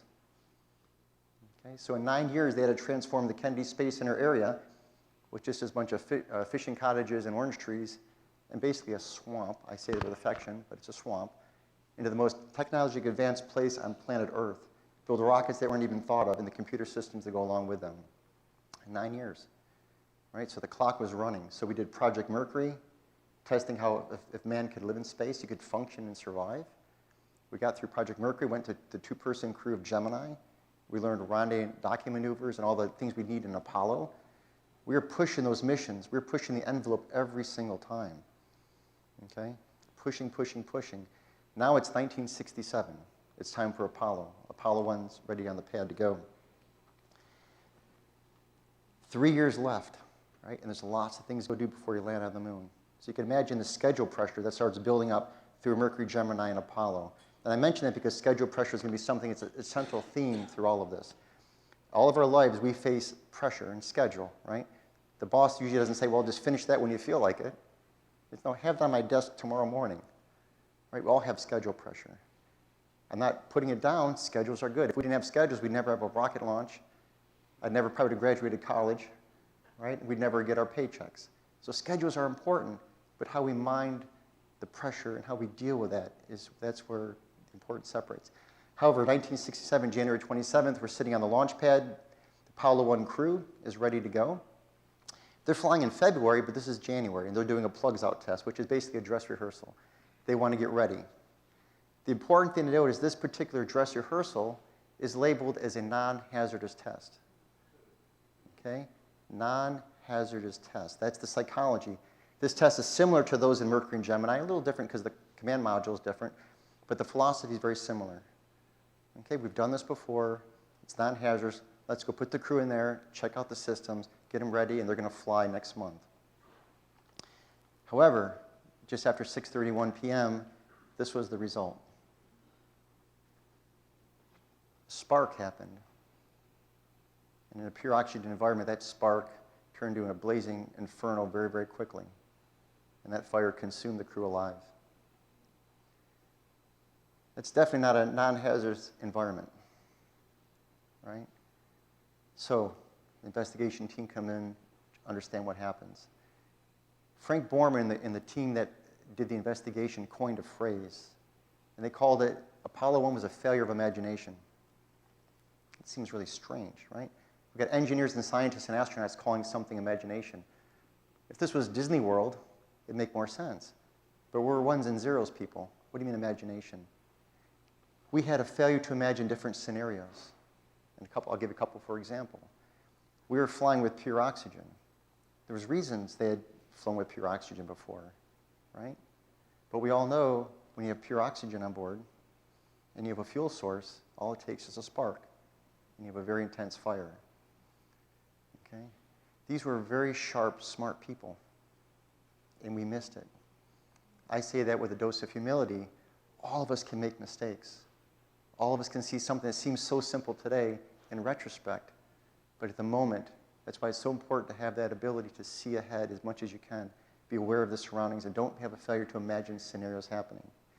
We also had the hatch. This particular hatch opened inward. Well, for a good reason, right? On the second flight of Mercury, when Gus Grissom came back home, his hatch blew off after splashdown. Well, you're in the middle of the Atlantic Ocean, your hatch blows off, it's not a good place to be, right? So Gus got out of the capsule with seconds to spare, otherwise he would have gone down 16,000 feet with Liberty Bell. Okay, that rattled him and rattled everybody else. Well, we don't want the hatch to open outward, let's have the hatch open inward, then we're not going to have that problem again. We solved a problem, and it worked really well. Except in Apollo 1, when that fire was raging, the crew had to fight against the pressure of the capsule and open up the hatch. And you had to pull against the internal pressure. And it made it extremely difficult for them to get out of the capsule. So we got to think about things. Failure to imagine. We're solving one problem today. What are we solving today that seems like the perfect fix, but we're setting ourselves up for a failure tomorrow? Again, things to think about. Failure of imagination. So we learned a lot in Apollo 1, spent some time down, got back on the horse. Apollo 7 put crew back in space, and we all know the story, right? Neil and Buzz got on the moon, 1969. First persons on the moon. Finished Apollo out in 1972, got to Skylab. Apollo Soyuz, we're back on the horses. We learned, we're doing good, and keep on going. But at a cost. And there's the cost of our Apollo 1 crew. Our actions have consequences. It doesn't matter if you're in space flight or whatever we do in life, our consequences can be devastating. It can be driving home from work, half awake, not enough sleep, not paying attention, and there's a kid walking in front of your car, right? This applies to all of us, not just those folks in the space business. So in their memory, we continued on and went through the rest of the program and continued and went for another 19 years. Actually, 1981, you saw Columbia taking off. Space Shuttle's program starts up, and we marched through the first 24 flights of the Space Shuttle. Okay? We're moving along very, very well and quickly. Note about the Space Shuttle, and I had the honor to work on a lot of flights. Unbelievably beautiful spacecraft, my personal favorite. Very complicated spacecraft. Very hard to turn it around. So when the Space Shuttle was being sold, it was, well, we're going to fly it maybe once a month. Maybe we'll fly it twice a month. Heck, you might even see some reports that say we're going to fly it 50 times a year. Okay, we're bringing down the cost of space flight. There was a lot of expectations. It's going to be the nation's provider to fly all the payloads. all the military payloads, all the science payloads, all the planetary payloads, right? All the commercial satellites, all the eggs in one basket. Put a lot of pressure on the system, a lot of pressure on the system. Enter 1986. Going to be a record year of space shuttle flights. Space shuttle now is stacked, the manifest is stacked back up. We haven't been producing them at once a month, twice a month, right? Manifest is stacking up. There's a lot of pressure. We got military satellites sitting on the ground, got commercial satellites sitting on the ground. A lot of customers not so happy, and you got Congress who's paying the bills, probably not so happy either, right? You're not delivering what you should be delivering. Enter schedule pressure once again. We have to get going. This is a record year. You got to get these flights off. Record year became even more intense because Columbia, which was going to fly in 1985, got pushed into early 1986. Okay, so it made an already difficult year even more difficult with a flight schedule. And I say that because it's the psychology of the folks that were dealing with the pressure internalized. How am I going to survive this year? Oh, it just made it even harder for me. Think of our own lives, how that happens, right? It starts to cloud and judge and makes your thinking a little bit differently. Get Columbia home. A couple weeks later, Challenger's time to go, ready to go. Delay, delay, delay. Okay? So multiple delays before we got to January 28th. More psychology of the team. Now we're really under pressure. More stress, more stress, more stress, more schedule pressure. The night before launch, we could spend 6 weeks talking about that. And there's lots of books, lots of things about the Challenger launch decision. I recommend you take a look at those. So many things we can learn about that. Okay, but we're going to talk about a couple things that came forward the night before launch. Because it turns out the night before launch, I don't know how many folks have been to Florida or not. Florida's usually pretty nice and warm. Okay? This time it was temperatures in the teens and 20s. Okay? Unexpected. That's not our Chamber of Commerce brochure pamphlet that shows that, right? But that's what it was.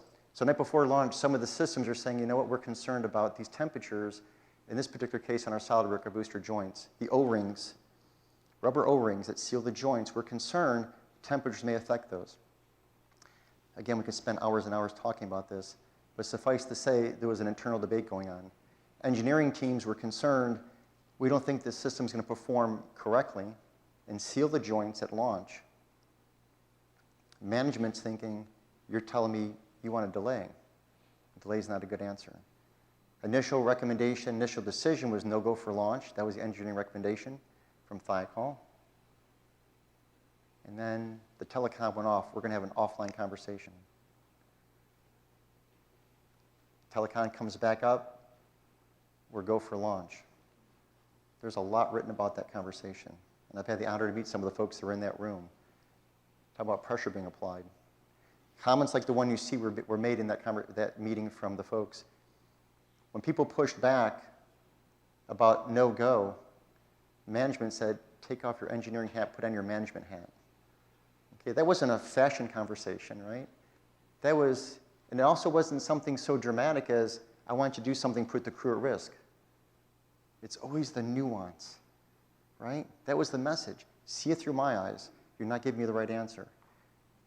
So how many times in our lives do we say something to our families or to our coworkers where we kind of nudge and give that hint? It's not the direct, it's rarely, rarely the direct orders to do something not right or incorrect. It's the insinuation, right? And then what do we do if we hear that back to us? Do we say, wait, stop, did I hear you correctly?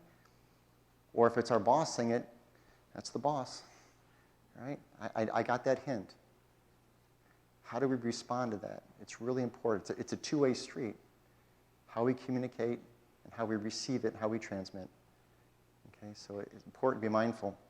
Other comments like this, right? There's actually a picture at the launch pad. And again, the Chamber of Commerce brochures you'll see for Cocoa Beach, I can assure you have people surfing, not icicles. Right? That's unusual. The morning of launch, they woke up to that look. And how did we handle that? Well, as test directors and as launch operations people, well, there's ice. Well, that's a concern for FOD, foreign object debris. If those icicles break off, they could damage the vehicle. We saw it as a technical issue. How do we solve that? Well, let's wait a couple hours. They'll melt. The sun will come up. It'll melt them off the pad. No problem. There was a bigger picture there. We've never launched at these temperatures. Right? There's something bigger going on, but we missed the bigger picture. The schedule was driving us towards something. right? And comments like that were made. It's cold this week. Direct quote, when do you want us to launch? Next April instead? They weren't asking that question. They didn't demand you launch tomorrow. It was the hint. You want us to wait a few more months? We're not waiting a few more months. Okay, again, it's all in the details.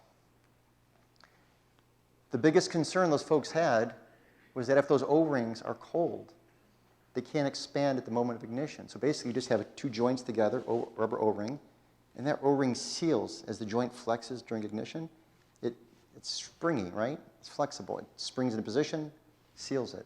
If it's cold, it's not going to open up and seal that joint very quickly. Well, that's what happened during Challenger. Their worst fears. Engineering team didn't have all the data. They couldn't prove that. They didn't have all the test data down to every degree of temperature. So when management pushed back to engineering, they couldn't prove that at 25.2 degrees, or any degree, that this is going to fail. They had to prove it was safe to fly.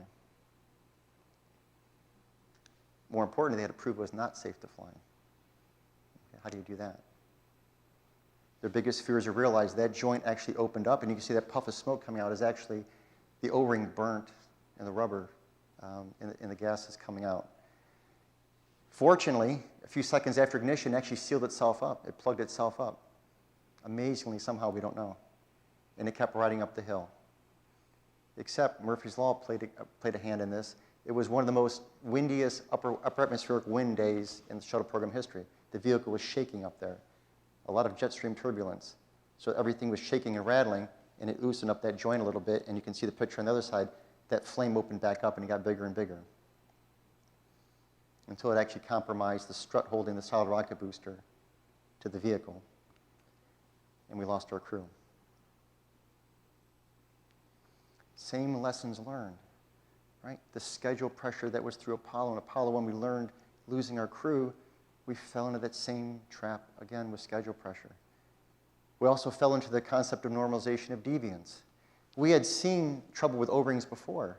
Since the second flight of the space shuttle, when we take the boosters apart post-splashdown, we saw degradation of the O-ring. That's a problem the team was working for years. It wasn't an act of God. They saw this in different ways. And it was being actively worked on. But never stop and take a look at it. Sometimes it tracked the weather, sometimes it didn't. Right? So the devil's in the details. Why did we stop? Well, it's hard to push back when they couldn't prove things. So in our lives, what do we have out there that's deviant in the system? You know, deviance is that little bit of change that shouldn't be right. We're so used to as human beings seeing change, we adapt to change, which is great. Otherwise, we'd be in trouble, right? But it's that negative change, that little hitchhiker of change that gets onto you that shouldn't be the way it is. We got so comfortable with those O-ring issues that we didn't say stop. And you're going to see a problem with Columbia that's going to repeat that same mistake again. So what did we do? Same as Apollo. 2.5 years down, about in this case, we stood down, we fixed it, we went through the shuttle and improved so many different systems. Subsequent flights were some of the safest ever after Challenger. 1988, Discovery flies, and we're off to the races again. President Reagan commissioned Space Shuttle Endeavour, so now we're back up to a 4-orbiter fleet. And we get the commission to go build an International Space Station. So we're off to the races again. But we're getting into the late 90s, early 2000s, and schedule pressure hits us again. Space Station is an amazing vehicle, right? Inhabited for over 20 years, flying over our heads today. Engineering marvel. Very hard to build, it turns out, right? You think Lego sets are hard, try one of these suckers, right? All these parts to it, perfectly choreographed to assemble it together. You're working with international partners. Everything's got to be in perfect accordance to each other, each flight sequence. There's a lot of pressure. We had pressure for core complete stages. You had to complete here. We actually were given countdown clocks as employees on our desks, countdown to core complete. Okay? That was pretty cool. We thought that was pretty cool. We're core complete. Look at the countdown clock. Subliminally, what it was doing to us, unintendedly, you've got a clock to watch. You've got schedule pressure. You've got to get to March. This is where you got to get to. So unintended consequences. Sometimes it's a really good intent, but not a really good result. So we were marching along, pushing as hard as we could. Columbia kept getting bumped because it wasn't flying to space station. We were going to be flying a free-flying mission. So it kept saying station takes priority, Columbia's bump, bump, bump.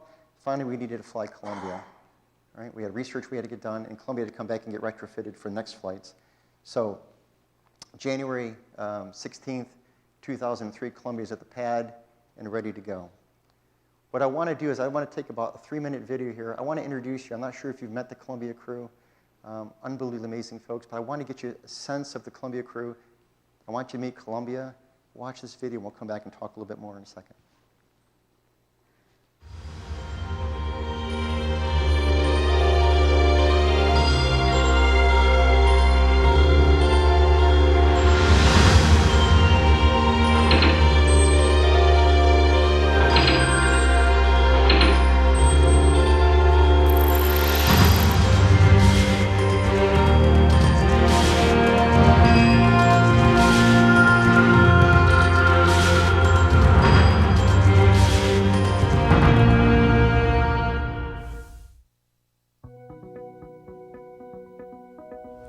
My name is Rick Husband. I'm the commander of STS-107.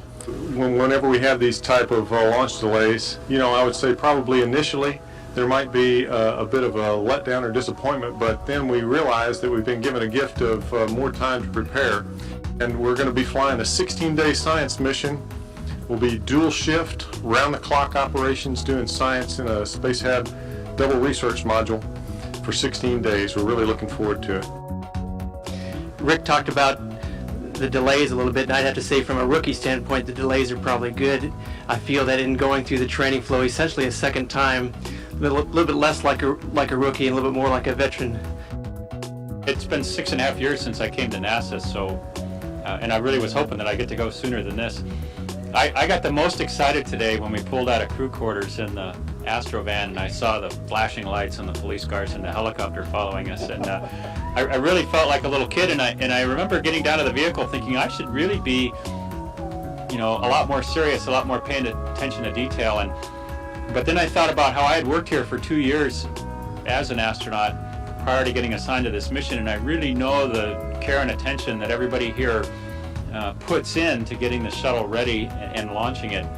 And when I thought about that, it really let me relax and just kind of enjoy that excitement, and I'm sure it'll be the same and even more launch day.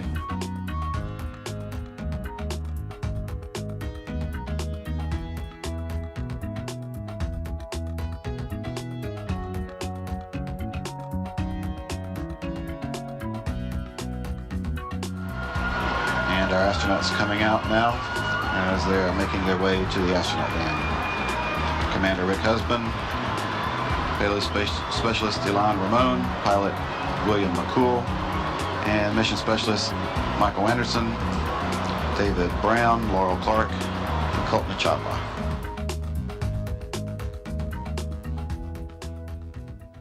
Go ahead. Okay, Rick, if there's ever a time to use the phrase, all good things come to people who wait, this is one time. And for you and your crew, best of luck on this mission, and from the many, many people who put this mission together, good luck and Godspeed.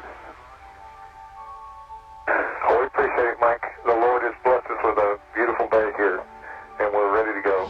10, 9, 8, 7. We have a go for main engine start. 5, 3, 2, 1. We have booster ignition and liftoff at Space Shuttle Columbia with a multitude of national and international space research experiments.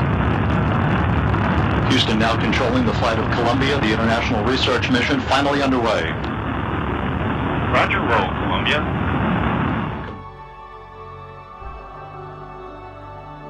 What our plan is on the flight to try and capture each of the crew members in progress of doing some of their jobs on orbit with some narration. Now here we have the red shift and the blue shift all on the middeck during our handover before the blue shift goes off duty and the red shift starts their day. And what we do is we try and pass on what we've learned from the previous shift and what the status of the various payloads is. And of course we're getting ready to go home, so we're doing exercise and even doing push-ups in order to be ready to feel good when we get back to Earth. Push-ups seem a little bit easier here for some reason.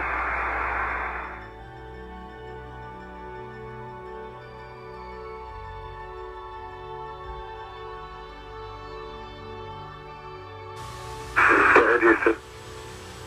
Hey, Rick.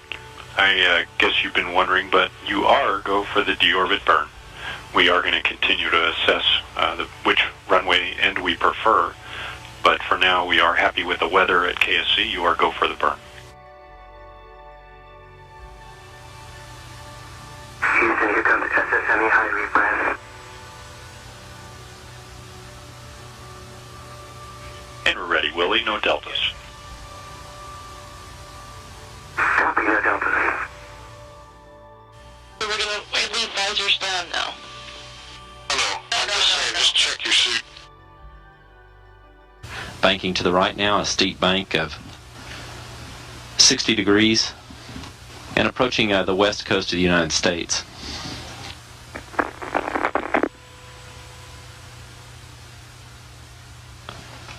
Columbia speed 16,620 miles per hour.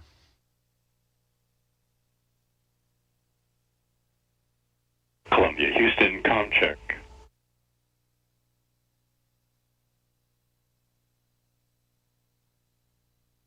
Columbia, Houston, comm check.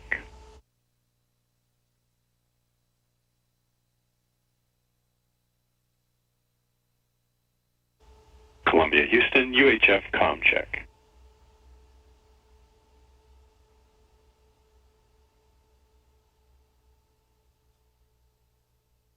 Columbia, Houston, UHF, comm check.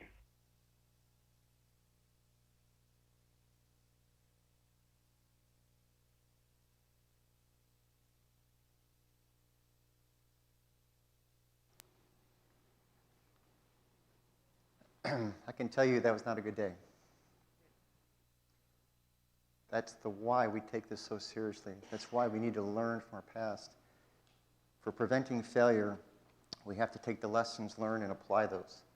It's absolutely critical in our lives to do that. I never want to work with another family that goes through this again. Doesn't matter if they're astronauts or riding a bicycle. It's all incumbent upon us to learn and do the best we can. So what happened? Turns out it's simple and complex at the same time. The simple part is part A hit part B, put a hole in it, and damaged the vehicle. Okay?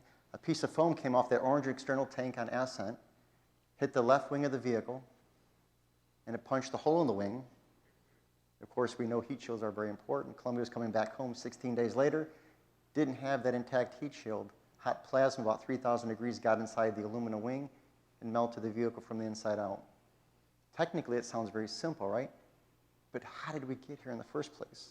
Let's talk about that a little bit. I want to show you some imagery, okay? Because it wasn't, again, like Challenger. We knew things were happening. But how did we handle that information? During launch, if you see launches, you'll see it on TV. Well, we have more cameras than that one TV. We have hundreds of cameras all over the place. We got some of the coolest views you've ever seen, right? We image the vehicle with photographs and video imagery to analyze what happened. So after launch, when everybody's clapping and going home, there's teams that rush over to the films and pour over every single frame of film. What do I see? Okay? They watched the launch ascent film. At a certain point, 82 seconds, they saw something anomalous.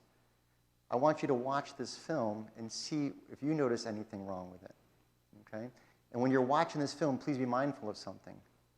This film is the enhanced version. Okay? The original version was not. This was sent to Kodak and they enhanced it for us, gave us the best. This was before we had 8K, 12K, and 200K, whatever of today, right? This was back in the old days of the early 2000s. We didn't have that. But this was the most enhanced version. The team made the decisions on a rougher version of this, but I gave you the better version because I want you to think about how would you describe this to your team and your boss of what you see.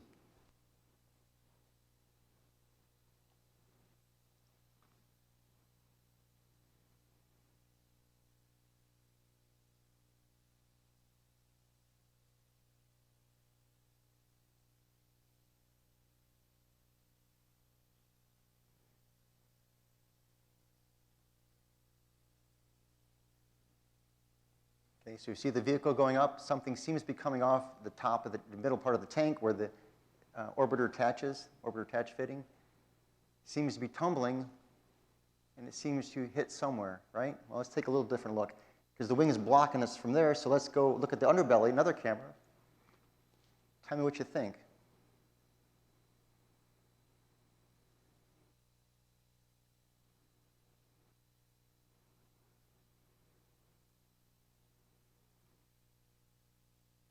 Can you see that? So what do you tell your boss, right? What just happened? Two schools of thought immediately formed after that. One school of thought, I've got about 1.5 pounds, 2 pounds of foam, and a 4.5 million pound rocket. Who won that argument? Right? We've had foam issues before. This is going to be a maintenance issue, if anything. Another counter thought was, this could be a safety or flight and crew risk. And then the conversation started. How we communicate things to each other is so critical, right? And look no different than traffic court, right? You go to traffic court, your car hit my car. No, your car hit my car, right? Same situation, but people are convinced diametrically opposed of what just happened. We do the same thing in life. So we have that in our workspaces. How do we have that conversation with people with respect and understanding that we allow an open discussion that maybe I'm wrong, or how do I convince you that you're incorrect? Okay, this is hard to do, right? 'Cause I'm convinced it was your car that hit mine. It's human nature, right, to resist and push Bill. We have to be careful how we do that and how open we are for dissenting opinions. And again, it goes back to the why. Why do we have to have these conversations? Because if we don't, we didn't get anywhere good. We didn't solve the Challenger problem before launch, and we lost the crew. We didn't solve the Columbia issue on orbit. We lost the crew. This is why we have to get out of the seat and say, boss, I'm sorry, you're wrong. Or go to his boss's boss and say, this is uncomfortable, but I have to walk in here and we have to have a difficult conversation. It's not easy, right? Who wants to do that? It's easy to stand up here and say, I want everyone to go do that. Well, you know what? You got your boss, you got your career, you got promotions, you got your mortgage to pay. Right? It's not so easy just to tell people to go do this stuff because we're human beings. There's consequences for everything. Sometimes they're perceived, sometimes they're real consequences. But we have to push back of those and listen to events like this to inform us. Sometimes we have to push outside our envelope of comfortableness. What did we do? Well, the first thing we did is what we always do at NEAF, to get me someone smart. Right? We do that in life. I don't know what's going on, but get me someone smart that knows what it is. So we did. We brought teams in. We brought the thermal protection experts in, and the mission management team as well, and the debris assessment team. So I'm not going to go through the whole dynamics of what happened that day, but suffice to say, the initial experts reading this that worked on these systems were quite convinced, it was a majority opinion, that this was not a safety and flight and crew risk. This was a maintenance issue. And when you saw those pictures, how do you push back against that? Did anybody see a hole in the wing? How do you prove what you believe? Sometimes you can't. So there was pushback. Well, where's the damage? Well, we don't have any damage. Where's your instrumentation? Well, we don't have any instrumentation. Okay? Sounds like Challenger again, right? Continue with the mission. The debris assessment team, they did more analysis, start coming up with ideas and thoughts of, hey, this could be a problem. The problem is the communication paths to the mission management team weren't the same. They were also second to the equation. So thermal protection got to the mission management team, the decision makers first. They set the opinion in their head that everything's going to be okay. That was the first news report. How often do we get the first news report and we believe that to be the case? Okay, so when the second people came around and says, I'm not so sure, well, I know it's all right, I've already heard it's okay. Okay. These are little nuances, but they make a difference how to make decisions. They didn't have the same access, and they didn't have the same decision-making authority, and we didn't make the right decisions.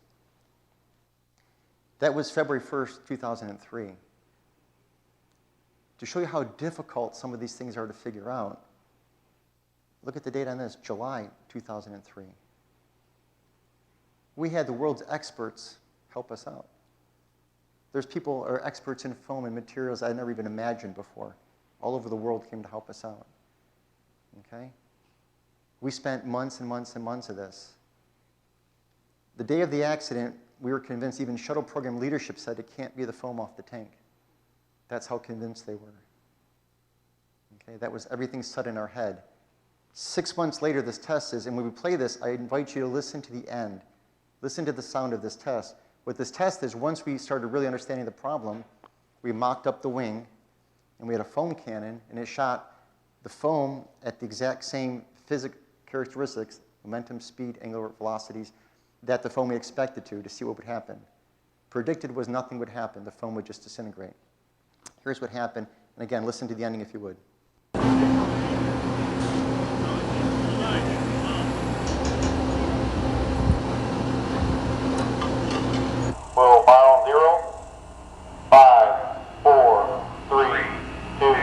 1, 0.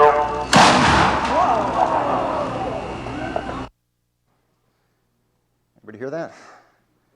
Gasps. Right? These are the world's leading experts. They were gasping in disbelief. That shows you how hard it is to get the answer sometimes. So when we don't come open-minded to listen to different points of view, when we come jaded and biased, which we all do, being human beings, it makes it even harder to get there, right? So again, the dose of humility certainly helps as you go along. Again, not putting experts down. I don't want to do that. We need experts. Thank God there's people a lot smarter than me, because if it was just me, we'd all be in trouble, right? There's a lot of smart people out there. But what did we do? We had bias going into it. This can't happen, right? Never happened before. It hadn't happened in the O-rings. Got through all the flights. It hasn't happened with the phone before. It's going to be okay. This is the answer, the correct answer. Wrong expertise. Sometimes we get the wrong people involved in it. We didn't have all the information for the reinforced carbon panels. We had tile, the black tiles on the bottom. We had the modeling for that much more. So we extrapolated based on a different material because it would give us something, right? Just so we'd have something. We want to please our bosses. Who wants to go to the boss and tell them something's wrong? I don't be that guy, right? Nobody wants to be that person. Again, we talk about anchoring your decision makers, and further information usually gets downplayed when that happens. And we like to justify your opinion. At least I do. I hope you guys are probably the same, right? Who has their favorite sports team? Is anybody better than your favorite sports team? No, right? We all do that. And we can tell people why my team's going to beat you on Sunday and everything else. We just are people like that. But we got to be careful when we take it too far. I call it the DNA thing, right? It's how we are. I'm not condemning how we are. These are just the flaws that we come as human beings. We have all these frailties and concerns and things. If it was just potentially maybe robotics, I don't know. We'll see about AI coming out one day, right? But we're people, a part of it. We have all this other stuff in the soup. So walking these conversations, having the humility, saying, you know, I could be wrong. I could be biased. Maybe it's me. Maybe I need to listen to people more, have more patience with other people, listen to different things, right? It helps us get through that DNA thing. We plan accordingly. Here's a little quick cartoon you can take a look at.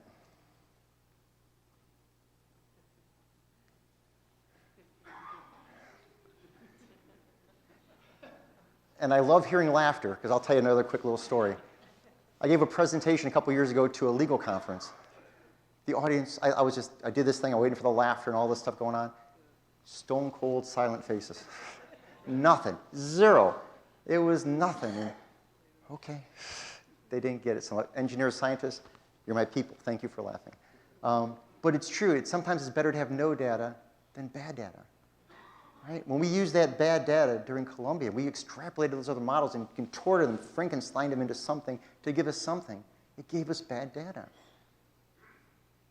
Right? We don't want to have nothing. I remember the boss would say, Mike, what's your call? What do you think? You never want to have no as an answer. I don't know.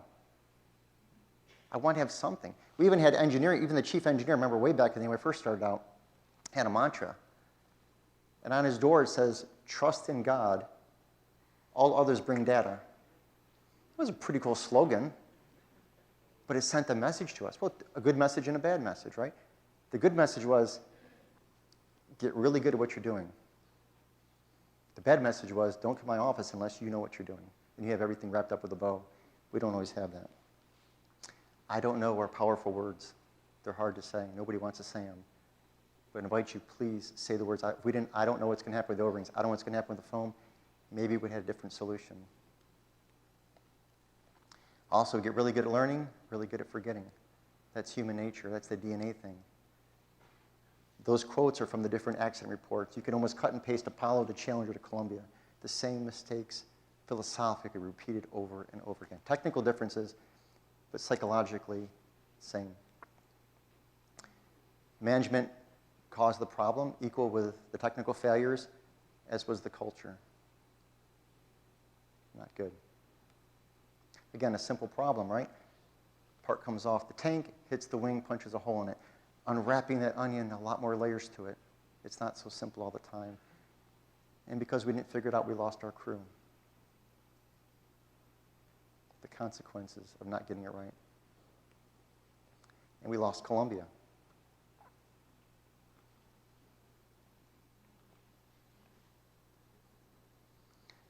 I won't go through this chart, but I just want to say it's not the rocket science that gets us. You know the old slogan, it's rocket science? It's not the rocket science.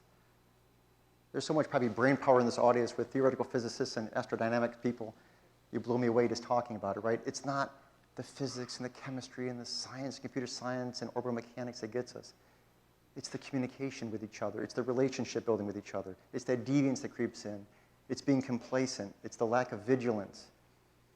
Okay? It's the complacency. It's the diversity of thought, dissenting opinion. What saved us in Apollo 13, right? The diverging opinions that we accept different opinions, not accepting those, right? All those little things get to us. Again, it's not the rocket science, it's the simple. So think sometimes it's the simple solution, not the most complex part of the problem. I'm going to close with one thing, and then we're going to do some Q&A after this, but I want to leave you with one last thing. We have to remember the consequences and what we're doing, right? And we do this, and so with my nephew, we wrote a song together called 16 Minutes from Home.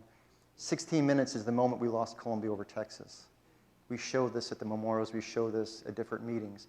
It reminds us what the consequences are. So I invite you, in your workspaces, in your personal lives, never forget your why. It could be your family. It could be your coworkers. Think of the people that depend on you to get home every night. 16 minutes from home.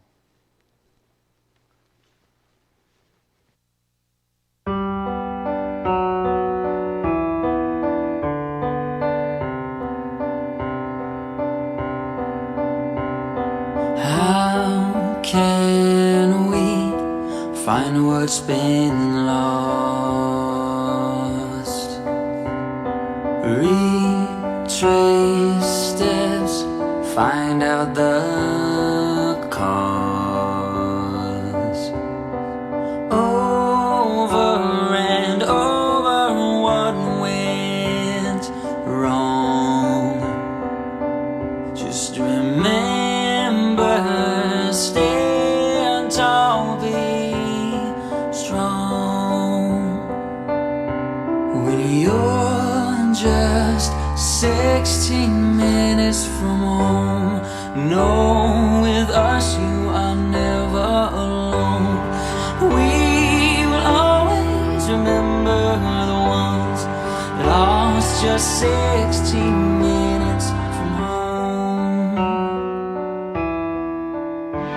From home,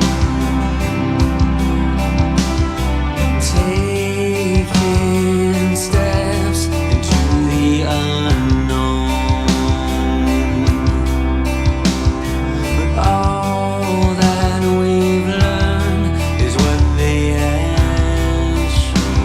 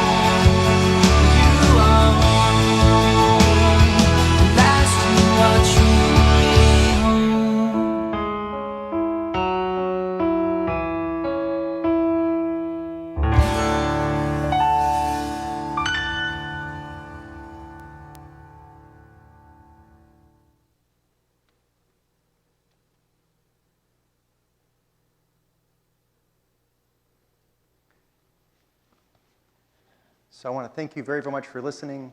I hope you remember your why and remember the consequences if we don't. So thank you very much. I'll be happy to take some questions.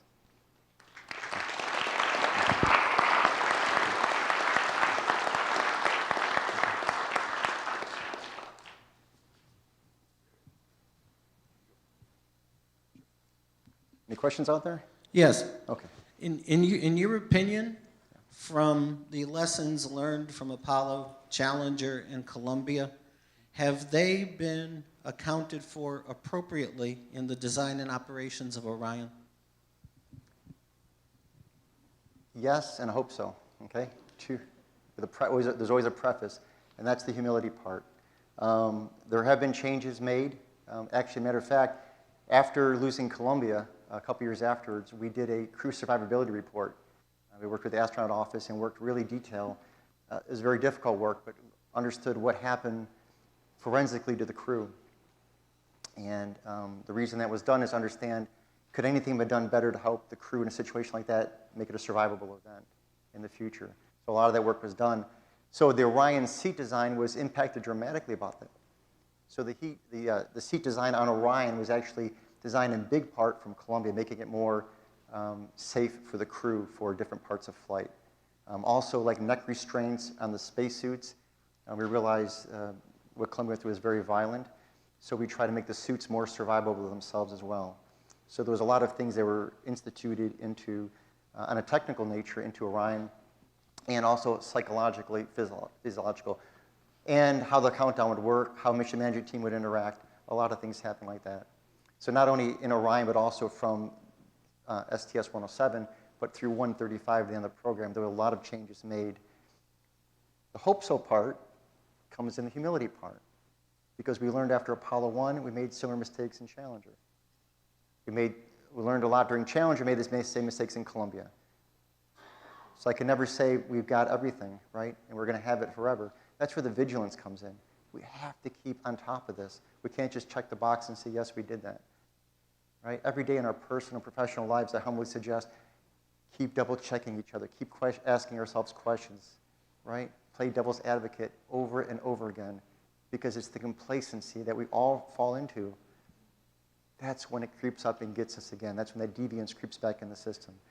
So I see a lot of changes in how the new program is executed. I see technical changes, but it's not a get-out-of-jail card. They have to be maintained vigilance if we're going to go and land on the moon and build a base there. Absolutely imperative. So thank you for the question.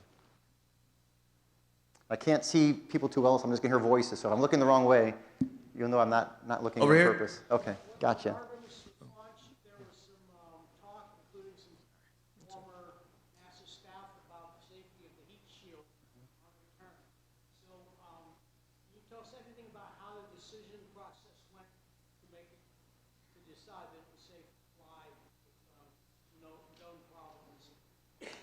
Absolutely.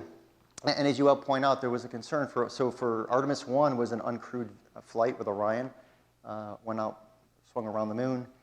For that flight, there was damage coming back. So we had modeled expectations, right? We model and test things.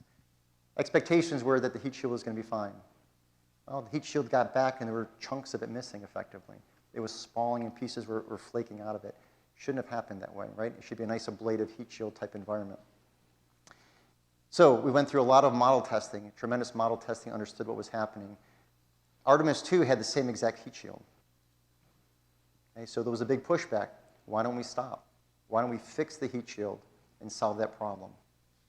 Okay, that's where the debate started. That's why this stuff is never over, right? The vigilance is so important.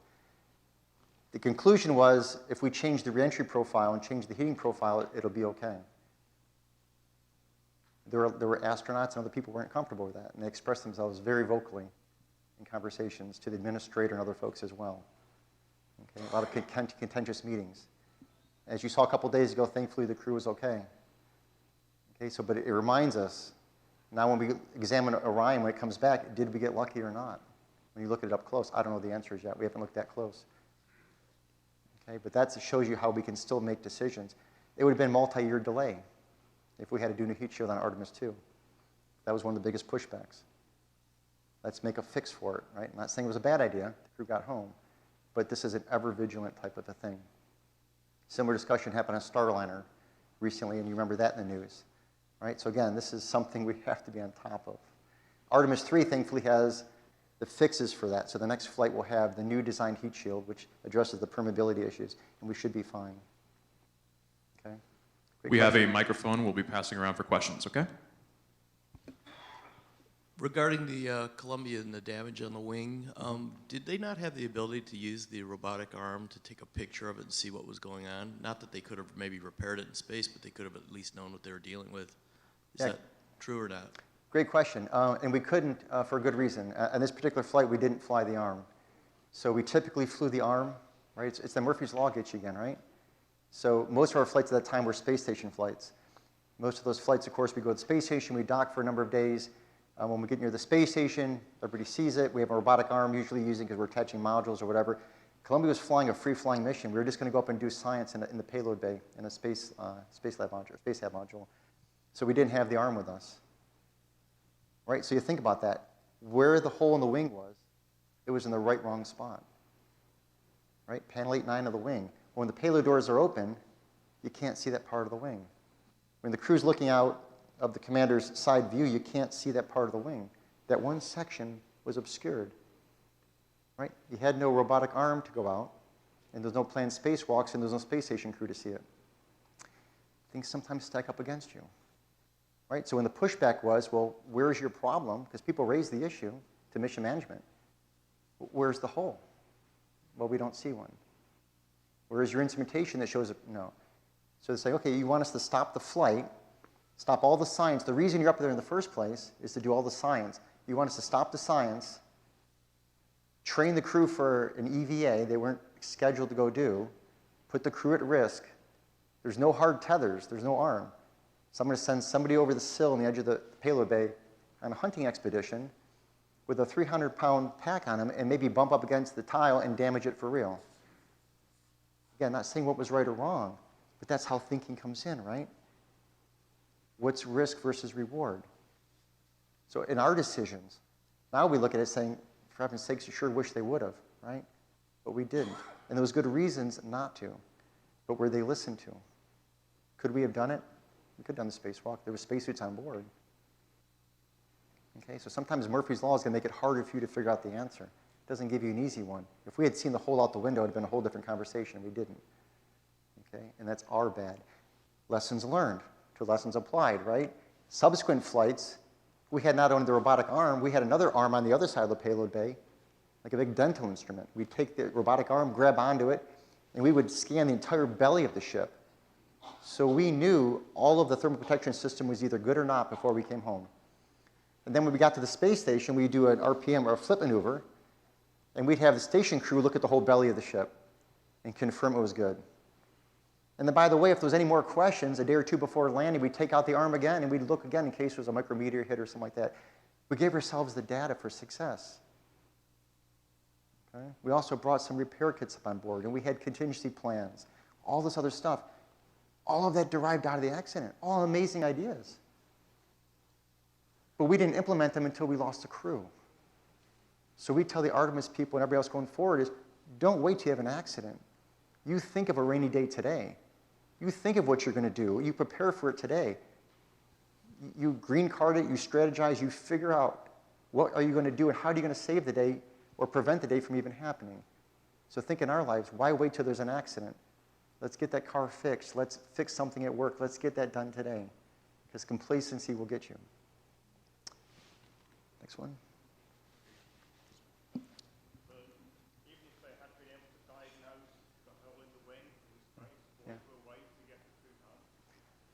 Good question. Could they have done something if we diagnosed it in space? That's a hard one. I can tell you what we did do and what we didn't do. After the accident, and I'll say, please remember the word after the accident, the launch director came to our test director group and said, hey, could you have got Atlantis was next in flow. Could you have got Atlantis up there to go rescue if you had to do that? So we took the Atlantis countdown charts and we scrubbed them and milked every second out of them and cut out a lot of safety checks and did a lot of stuff. On paper, it works. On paper, it works. It assumes The vehicle's going to be great to you. There's going to be no issues. Weather's going to be perfect. It's probably a call to the White House to get the president to sign off. You're launching a crew without even knowing what happened to the other crew. But every astronaut I've ever talked to told me they'd fly that mission in a second. I know all of us on the ground would have worked 25 hours a day, 8 days a week to go do it. I know in Apollo 13, they pulled a rabbit out of a hat. And I know the people I worked with, which were a lot sharper than I was, they could do anything. I've seen miracles happen at Countdown. We didn't give ourselves the chance for that win. We didn't even get on the field. Okay, so that's the biggest lesson learned. Would it have actually worked? I don't know. Technically, it could have. Technically. But we never gave ourselves a chance. That's the biggest lesson learned. Give yourselves a chance. If we had gotten there and tried and it didn't work, we tried. But we didn't even set ourselves up for success. I have a question. I know your focus was on failures that resulted in a loss of human life, but there have been just dozens and dozens of failures in the space race, starting with Redstone rockets and all the way through to trying to land probes on asteroids, the Indian Chandra missions that failed to land a lunar module. Have you looked at any of those, and did they have the same kinds of human failures that these loss of life missions did? Absolutely. Great question. Thank you so much. Absolutely. Even when you look at the Russian space program, most cases it's not the technical, it's the mistakes, it's the egos, it's the management, it's the interactions, it's the miscommunications. It's the simple errors, right? We had a metric to English conversion issue, right? When we going to Mars, remember that? It's the simple little things, right? It's literally not the big complex things that get us. It's the simple little errors, not paying attention or just interacting with each other. So yes, I have. Thank you for that. And it's amazing how similar there are. You can go back to Titanic. You can go back and throughout history, right? There's so many things, and it comes down to a lot of the. I started doing this, it was more of the technical. Now it's more of a psychological, sociological, anthropological discussion, right? That's where the answers, I think, lie, and more in that. Again, we got a lot of smart people in this room. You know how to figure out the hard stuff. It's the quote-unquote easy stuff is the hardest to figure out. Sure. This has been phenomenal. You touched on the technical, the leadership. I think a great way to memorialize these folks, make sure this never happens.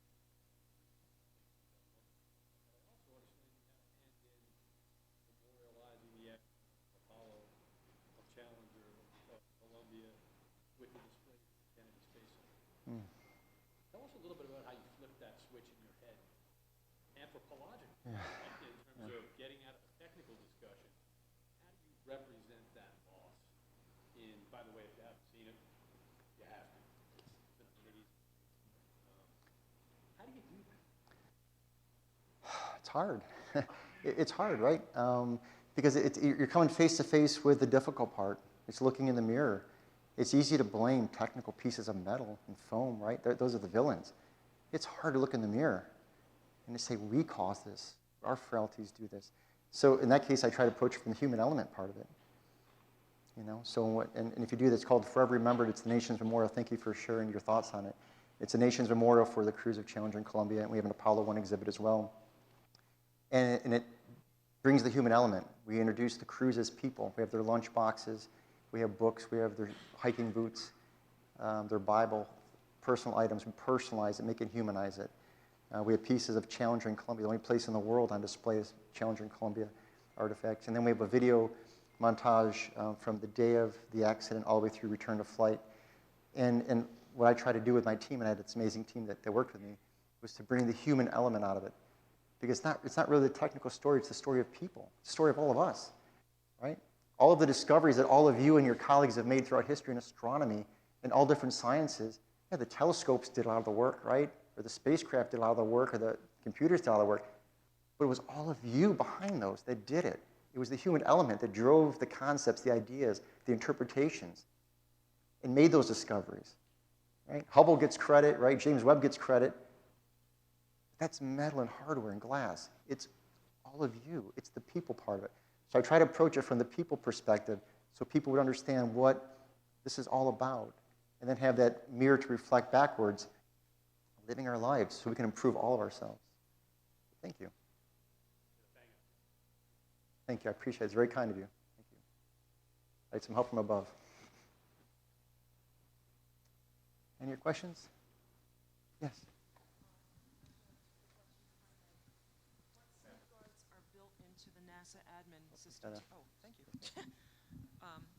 What safeguards are built into the NASA administration today that when go fever starts to escalate, you rein yourself in and take a step back and say, okay, let's make sure we have all our bases covered?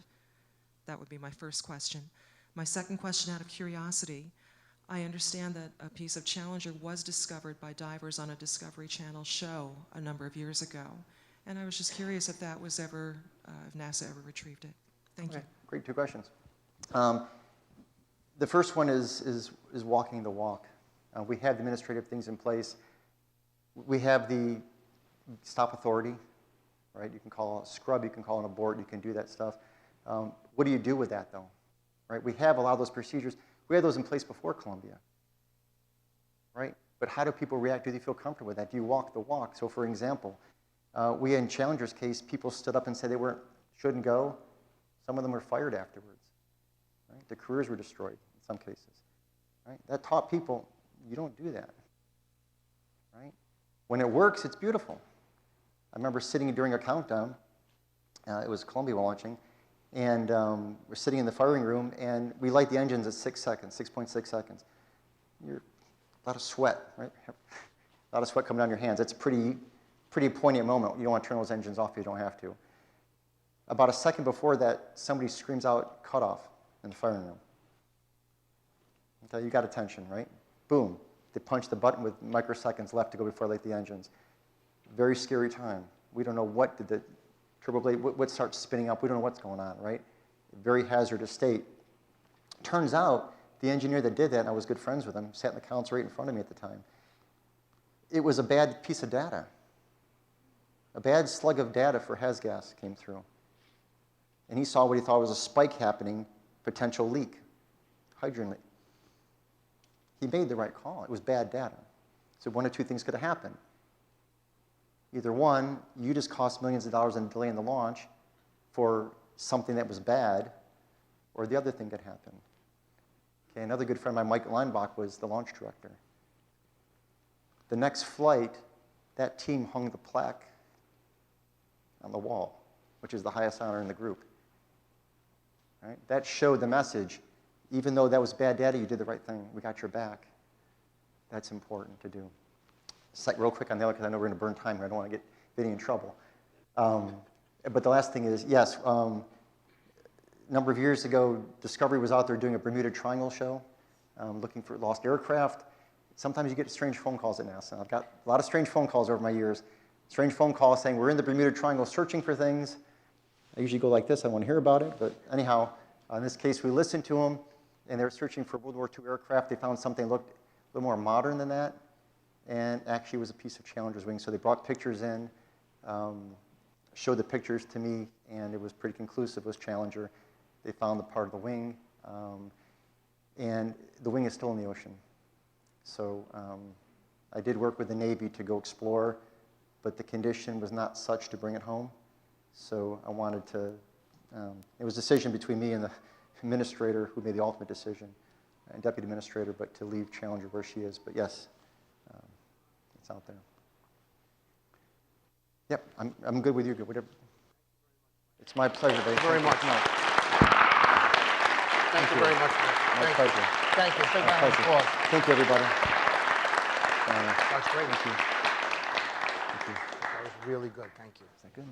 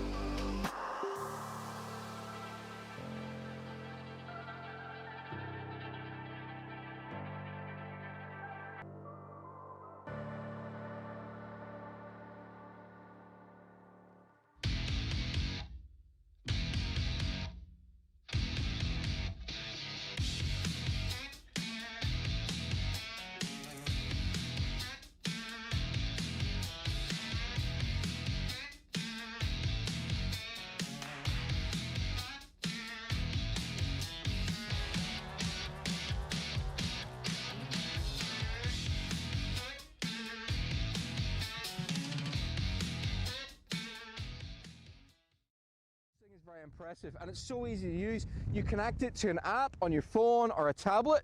There's a built-in encyclopedia. You can select what you want to photograph, and it will do it for you. It even does the post-processing for you. So when you're doing astrophotography, you do stacks. So you take maybe 40 or 50 or maybe even hundreds of photographs, and you layer them up, and each one has got a different bit of detail the previous one didn't have. And when you stack them, that's all blended together to give you a final high detail, high resolution image. It's really impressive.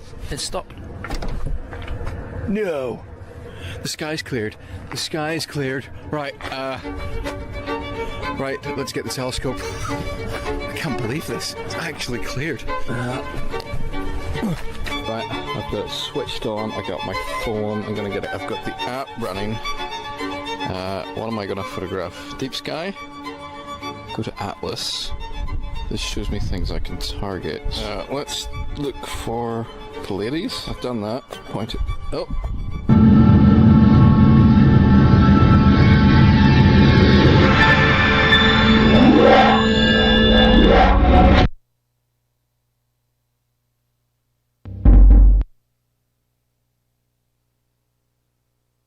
And now, ladies and gentlemen, the hardest working MC in the cosmos, Vincent Coulihan. Hey, thank you, everybody. Thank you, and welcome back for our Sunday, another feature of our Sunday NEAF Talks. It's a real honor and pleasure to welcome our next guest speaker here for us. She's a chemist, an emergency physician, and a former NASA astronaut. She was selected with NASA's Astronaut Group 8, which included the first women astronauts. She's flown aboard the Space Shuttle Discovery on STS-51 Alpha as a flight engineer. She's the first mother to fly in space. She has contributed to the Space Shuttle International Space Station and to the Orion program. Her talk today, The First Mom in Space. It is my honor and pleasure to welcome to NEAF Talks, astronaut Anna Fisher. Thank you so much, Vinny. I appreciate it. Hello, I'm so happy to be here to talk with you today. I'm going to go ahead and get started because I'm very passionate about space exploration, and I tend to talk a long time, and I want to try to make sure I leave some time for Q&A. I like to start out with a photo of when I was a little girl for a couple of reasons. One, so that the young people in the audience know that you were a child at one time too. There were a lot of studying, a lot of tests along the way to getting to be a doctor and then getting to be an astronaut. I was incredibly shy as a child. I was never the person who raised my hand in class, and if I had realized that speaking in public was a requirement to be an astronaut, I think that would have frightened me far more than launching on the shuttle. I decided I wanted to be an astronaut when I was 12 years old. My father was in the military. We were stationed at Fort Campbell, Kentucky. And when I got into school, our PE teacher had us gather around her and listened on a transistor radio, if any of you know what that is, to Alan Shepard, the first American launch into space on May 5th of 1961. And as I listened to him talk to Mission Control, I said to myself, thought to myself, that's what I want to do someday. Of course, that didn't seem like a very realistic goal. There were only 7 astronauts at the time, Mercury 7. They were all male. They were test pilots. Women were not allowed to join the military, fly high-performance jets. So it certainly didn't look like a very realistic goal, but nonetheless, the seed was planted. And particularly for young kids, I like them to know, you can have these thoughts when you're young, and who knows what the future holds. As I said, my father was in the military. He retired when we were stationed at Fort MacArthur, which is in San Pedro in the Los Angeles area. I was in 8th grade, and 8th grade was my 13th school, so we basically moved on average once a year while I was growing up. So I was glad to be in one place for most of middle school and all of high school. I was the first person in my family to go to college. Only applied to one. Again, for any of you young folks in the audience who are applying to schools, I certainly don't recommend that in today's day and age, but I was very fortunate to get into UCLA. I started out in chemistry as was mentioned, but decided that I wanted to combine my love of math and science with working more with people as I was starting to now try to make realistic plans because it didn't look like I was going to get to be an astronaut. So I decided to go to medical school, and in the back of my mind, I hadn't quite lost track of my goal to be an astronaut because I thought, well, maybe I'll get to be a doctor on a space station someday if I don't get to be an astronaut. So anyway, I was just finishing my internship year. I was in emergency medicine, practicing medicine in the Los Angeles area. But I was just finishing my internship when I happened to have lunch with one of my medical school friends, and so glad that I was hungry that day and had time to have lunch because he had seen this flyer that NASA had put out saying that they were looking for astronauts for the then new space shuttle. This is 1977, and the shuttle didn't even fly until 1981. And now they were not only looking for pilot astronauts, but they were also looking for mission specialists. It was about 1 month before the deadline, and it took literally about a month to get your application, your transcripts. You know, it wasn't like today where you just upload everything to the internet. You had to do all that through the snail mail. And so I got my application all together the day before the deadline, and 6 weeks later found myself in Houston interviewing for the job that I had always dreamed about. That the interview process, we were examined by doctors, and we had an interview with the astronaut selection board and psychiatrists. So it was a very long 1 week, and 6 months later found out that I was very fortunate to be in that first class, the 35 new guys they called us. There were 35 of us, 15 pilots, 20 mission specialists, and as you can see by looking at this photo of our class, it was the largest and the most diverse class NASA had ever selected up to this point. And as it was mentioned, the first time that NASA had ever selected women for the program. There were 6 of us, Dr. Kathy Sullivan, a biochemist on the left, Dr. Ray Seddon, a medical doctor like me, Dr. Kathy Sullivan, a geologist, and she was the second woman to do a spacewalk. Dr. Judy Resnick, an electrical engineer who unfortunately was killed in the Challenger accident, myself, and Dr. Sally Ride, an astrophysicist, the first American woman to fly in space, and unfortunately she passed away of pancreatic cancer in 2012. There were 2 women that flew prior to us. The first was Valentina Tereshkova in the early 1960s for the former Soviet Union. And then Svetlana Savinskaya, I always have trouble with her name. She flew just a few months before Sally's historic mission, and she was the first woman to do a spacewalk. And then we were the next 6 women to fly after that. We're based at the Johnson Space Center in Houston, where I now live. And for the shuttle program, it was really great because that's where all of our simulators are, where most of our training takes place. Unlike the space station, that I'm not going to have time to talk about all of that, but the space station program is very different. They train for 2.5 to 3 years and travel all around the world to the training facilities at all of our international partners. But for us, for the shuttle, most of our training took place at the Johnson Space Center. When you're first, and one of the first things they did when we showed up, we started on July 5th of 1978, and those of us that were not pilots were immediately sent to Homestead Air Force Base for water survival training, so that's a picture taken from that. This is what you pay a lot of money for when you go on vacation. But it's a little different in that you hit this handle and then you actually did a parachute landing, fall into the water. You don't just land on the boat or something like you do when you go parasailing. And what you don't see in these slides is all the reporters that were around watching to see, in particular, the 6 of us, how we were going to do. And I'm happy to report we all did fine. Yeah, so I was watching the Artemis 2 crew as they came back with the helicopters.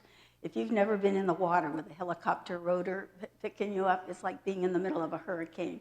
So we got to actually experience that. And then they sent us for the same thing in Enid, Oklahoma, and instead of a boat pulling you, there was a pickup truck that just pulled you across this field. I think it's amazing that none of us got hurt doing that. It looked pretty risky, and I noticed that they stopped doing it. We were the only class they did that with, so I think they dodged a bullet. But anyway, we had to do the water survival training and the parachute training in preparation for flying in T-38s, because NASA has a fleet of T-38s that are used for the pilots to maintain their proficiency. And for the mission specialists, we fly in the back seat and we do all the communication, navigation, and we get to fly quite a bit as well. I have over 900 hours. This is when we finally got cell phones, I was able to take a selfie on one of my later flights in a T-38, one of the most fun parts of our training. So the first year or so that you're selected as an astronaut, you're called an astronaut candidate. For us, that period was about a year. For some of the newer astronauts, it might be as much as 2 years, because they have to learn Russian to a fairly high level of proficiency, and I'll talk about that a little later in my talk. But whenever that period is over, as I said, we're called astronaut candidates, or as NASA affectionately calls us, the ASCANs. So when you finish that period, each person in the office gets a job. My first area was to work in the area of spacesuits and EVAs, or spacewalks. They didn't even have a shuttle suit, and they certainly didn't have a suit small enough to fit me. Pete Conrad was the shortest of the Apollo astronauts, and so they tried to modify his suit to fit me. You can see, though, it's still, I look kind of like a Pillsbury Doughboy, but it was a great way to start training. And the like the tethers that you see hanging from my waist, they're still flying on board the International Space Station. So before I was assigned to my flight, I had many other different assignments. One of the most fun ones, so as just before STS-1, the first shuttle flight, we were trying to figure out how to do tile repair, flying to the undersurface of the shuttle with a manned maneuvering unit. And so they had this big, like, mock-up of the undersurface of the shuttle, and you got to actually fly a mock-up of that manned maneuvering unit, one of the most fun things. One of the best jobs is being a Capcom in mission control. That's the person who talks to the crew on orbit, and you learn a great deal. And the last job I had before being assigned to my flight was, we have a group of astronauts that we assign to the Kennedy Space Center, about 4 or 5 of us, and we would follow a shuttle through as it was being processed, getting ready to fly. We would set up all the switches in the cockpit, and I was actually, for Sally's mission in 1983, I was the lead for that group of astronauts. And what you don't, so here I am in this slide, I'm helping Sally with some testing of her payload, and what you don't realize is that I'm about 8 months pregnant at this time. So when I got back to Houston, I was called into my boss's office, and by this time I'm about 8.5 months pregnant. And I really didn't know what he wanted to talk about, and was totally shocked when he said he wanted to assign me to a flight. Well, but there was no way I was about to say no, so Kristen was born on a Friday morning, and Monday morning I was at the all pilots meeting at 8 o'clock, not to try to prove I was a super mom or something, but luckily Kristen was well, and I had an easy pregnancy, but it was really unusual, even for today's day and age, it is, but certainly for that day and age. So it was really fun. And Kristen says I owe it all to her that I was the first mom to go in space. One of the fun things you do when you're assigned to a flight is get to design your patch. And so because Dave Walker, the pilot, and I were the rookies, our commander let us come up with the idea for the patch. And so you can see that there are 2 satellites in the center, and it represents that we were going to take 2 satellites into orbit to deploy them from the shuttle, 2 communication satellites. And then, for the first time in history, on a previous shuttle mission in February of that year, 2 satellites were deployed, and the rocket engine that was supposed to take it from low Earth orbit to geosynchronous orbit failed about 4 seconds into what should have been about a 4-minute burn. So here were these multi-million-dollar satellites in perfectly good condition. but they were totally useless, so, because they were in the wrong orbit. And so for the first time in history, we were going to be going up there and trying to retrieve these 2 satellites. So then there's the 5 stars for the 5 crew members. And then since I was the first mom to fly in space and I was helping design the patch, I added a star for my daughter, Kristen. A couple of years ago, my younger daughter heard me give this talk and came up to me and said, "Hey, Mom, where's my star?" And so I've actually had a couple of patches made that have 2 stars. If you ever see them, you'll know that's one of the special ones I had made for her. So we trained for about almost a year and a half. Kristen was 14 months old when we flew, so these are just some photographs of us as we were doing our training. I was the flight engineer and I was the robotic arm operator, so at this picture I'm training on the robotic arm. About 6 weeks before flight, you have a big press conference in a conference room, and in the morning you answer questions from journalists from around the world and talk about your mission. And then in the afternoon, you go over to one of our facilities that have mock-ups, and they want to take pictures. And again, being the first mom, they wanted some pictures with Kristen. One of our support crew had made her a little flight suit to match mine. So these are some pictures, and we've got to play in the mock-up of the shuttle. So, but after that, the last 6 weeks getting ready for a shuttle mission is incredibly busy. You don't have time to travel or go anywhere, with the exception somewhere around 2 to 3 weeks before flight, you fly to the Kennedy Space Center, and you have your one and only practice countdown with the launch control team. And then when that's over, you do your emergency egress training to prepare for things like if there was a fire on the pad, if there were. So these are my crewmates. Starting on the left is Dale Gardner, and in the middle, Dr. Joe Allen. They would be my 2 crewmates that would be going outside doing a spacewalk to retrieve the satellites. Our commander, Rick Hauk, the second from the left, who was also the commander for the return to flight after Challenger. Myself, I was the flight engineer and the robotic arm operator, and our pilot, Dave Walker. That was also one of the last times that the payload bay doors were open, so you can get an up-close look at what your particular payload is. So as I said, we were taking 2 satellites in orbit to deploy them. And then up here, you can see that you can't see it too well, but it's pretty much empty, and that's where hopefully the 2 satellites are going to go if we're successful to bring them back. The last week before you fly into space, or launch into space, you're in quarantine. In the U.S. program, we don't have backup crews like the Russians do. So, you want to make sure that you don't contract any illnesses. So there's 3 days where you stay at the Johnson Space Center at a facility we have there. And then you fly to the Kennedy Space Center and stay at a facility called Crew Quarters. I cannot tell you what it was like to get in a T-38 and know you're flying to the Space Center and that you're about to launch in 3 days. And they let you fly around the pad and look down at the rocket that you're going to launch on in a couple days. It's just an incredible feeling. This is a picture taken just after we landed at the shuttle landing facility. And your families are waiting there. That was my mom in the lower right, who was my great support crew the last 6 weeks before I flew in space. So Crew Quarters is in this building called the ONC. It's on the 3rd floor of that building. And right there, below that connection, is where the crews all walk out when they're getting ready to go out to the pad. The Crew Quarters is kind of like a government decorated dorm, if you will. But it's a really nice, lot of special memories. So this is what the hallway looks like, and everybody has a room with your name on it. And this is the beach house.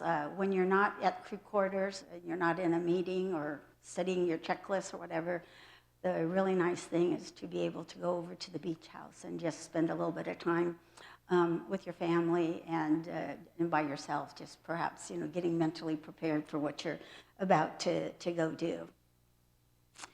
So there's a lot of tradition in the space program. On the morning of launch, You always have a breakfast, and although it looks like we haven't quite been served yet, you really don't want to eat a lot before you go into space. The other part of the tradition, they always have a cake with your patch on it. But you really don't want to eat or drink a lot because about 60 to 70% of astronauts and cosmonauts have what's called space adaptation syndrome, which is just a fancy term for symptoms like motion sickness. And I'm sure most all of you have had the unpleasant experience of throwing up here on the ground. But let me assure you that if you have that happen in weightlessness, it's much, much worse. So I definitely didn't want to take a chance. So I didn't eat much. And I also, I was one of those 60 or 70% that had SAS, as we call it. And so I knew within 30 seconds of getting on orbit that it was not going to be a good day or two. So I didn't feel great for about 2 days. I didn't eat much, but on the third day I felt great and had my first meal was a hot dog. So here we are as we're walking through those doors that I told you about, on our way to get in the Astrovan to go out to the pad. This is what it looked like inside the cockpit with the commander on the upper left, pilot. Mission Specialist 1 was Joe Allen, and myself, the flight engineer. From where I'm sitting, I get a really good view of all the switches and circuit breakers and everything, because, as I said, I was the flight engineer. So we lifted off on November 8th after a one-day delay because the winds at altitude were too great, and so we wound up launching on Dale's birthday. And when the launch director called to wish us a safe and successful mission, Dale promised to not blow out the candles. So the way the space shuttle worked is there are 2 solid rocket boosters on either side of the large orange external fuel tank that provides liquid oxygen, liquid hydrogen to the 3 main engines. There's over 8 million pounds of thrust at liftoff. So I only have one video in my presentation. And so everybody wants to know what it was like to launch. What did launch feel like? So I'm going to try to explain that to you. So if you can imagine taking your chair and laying the back of the chair on the floor. And so you've been out on the pad, laying on your back like that with your legs up. And you've been out there for 3 hours. And now it's about 15 seconds before liftoff. And I'm going to try to explain as best I can in words what it was like. So at about 15 seconds before liftoff, the onboard computer sends a command to start the 3 main engines. The 3 main engines start. The computers check to be sure that all 3 engines are functioning properly. When satisfied, sends a command to ignite the 2 solid rocket boosters. When those solids kick in, you may not know where you're going, but it's a real kick in the seat of the pants. There's a lot of noise and vibration during the first stage. You can see here in this brief glimpse into the cockpit while the solids are burning. A lot of noise, a lot of vibration. And you have to realize that once the solids are ignited, there's no shutting them off. They have to burn until all that propellant is depleted. And that happens at a little over 2 minutes into the flight. As the onboard computer sense that the chamber pressure in the solids has gone to 0, it then sends a command to jettison the 2 solid rocket boosters. And each solid has parachutes, and then they fall into the ocean and are retrieved by the folks at the Kennedy Space Center and used. Each of them was used for about 10 missions. Once the solids are gone, it's a totally different experience. It's much more like riding in an electric car. No noise, no vibration, just a constant acceleration until you get to 3 Gs. What that means is that if you weighed 100 pounds here on the ground for a brief period, you'd weigh about 300 pounds. A little uncomfortable, but not remarkably so. And then at around 8.5 minutes, the command is sent to shut down the 3 main engines, and in an instant you go from 3 Gs to 0 G to weightlessness. And you can almost feel the blood that normally pools in your legs here on the ground go up to your central venous system, and your body senses that as a fluid overload, and you slowly get rid of it over the next few days. If you look at astronauts' faces when they first get on orbit, they're very full. It's really great because it gets rid of all those wrinkles and everything. Unfortunately, they all come back. So now I'm going to just tell you a little bit about what we did on our flight and what it's like to live and work on board the space station. On board the space shuttle. Although the shuttle isn't flying anymore, there's a lot of things that are common to some of the newer vehicles that we're developing that I'm going to show you towards the end of my talk. I put this is a picture I took of the shuttle Atlantis at the Kennedy Space Center, if any of you've had the chance to go there. And I included it because I'm not sure when I was showing this part of my talk whether people realize that the only part of the shuttle that's habitable is that forward crew compartment. That's the only part that's pressurized. The rest of the shuttle payload bay is unpressurized, and that's where you carry your cargo up to space. And then there's the 50-foot robotic arm built by the Canadian Space Agency. But that's just to orient you. So the space shuttle crew compartment is divided into two parts. There's the first part's the upper flight deck. Here you see my commander, Rick, sitting in his seat. And there are over 2,000 switches and circuit breakers. It looks not unlike a commercial jet cockpit. And then the aft or back portion of the flight deck, where Joe and I were sitting for ascent, right here, is where all the work takes place. So like here on this panel is where the commander or pilot can maneuver the shuttle on orbit. And from this panel over here, I operated the robotic arm. And then below is the middeck, and that's where everything else takes place. Sleeping, eating, exercise, any experiments you're carrying. You can see I'm holding on to the handle of our treadmill for exercise, although we really didn't have a lot of time for exercise. Our flight was really, really busy. But again, for space station, that's really important. They get 2 hours a day for resistive training and aerobic exercise. We had lockers that are on board in the shuttle, and we each were assigned one locker. NASA allowed us to fly stickers and from our universities, your military affiliation, pictures of your family.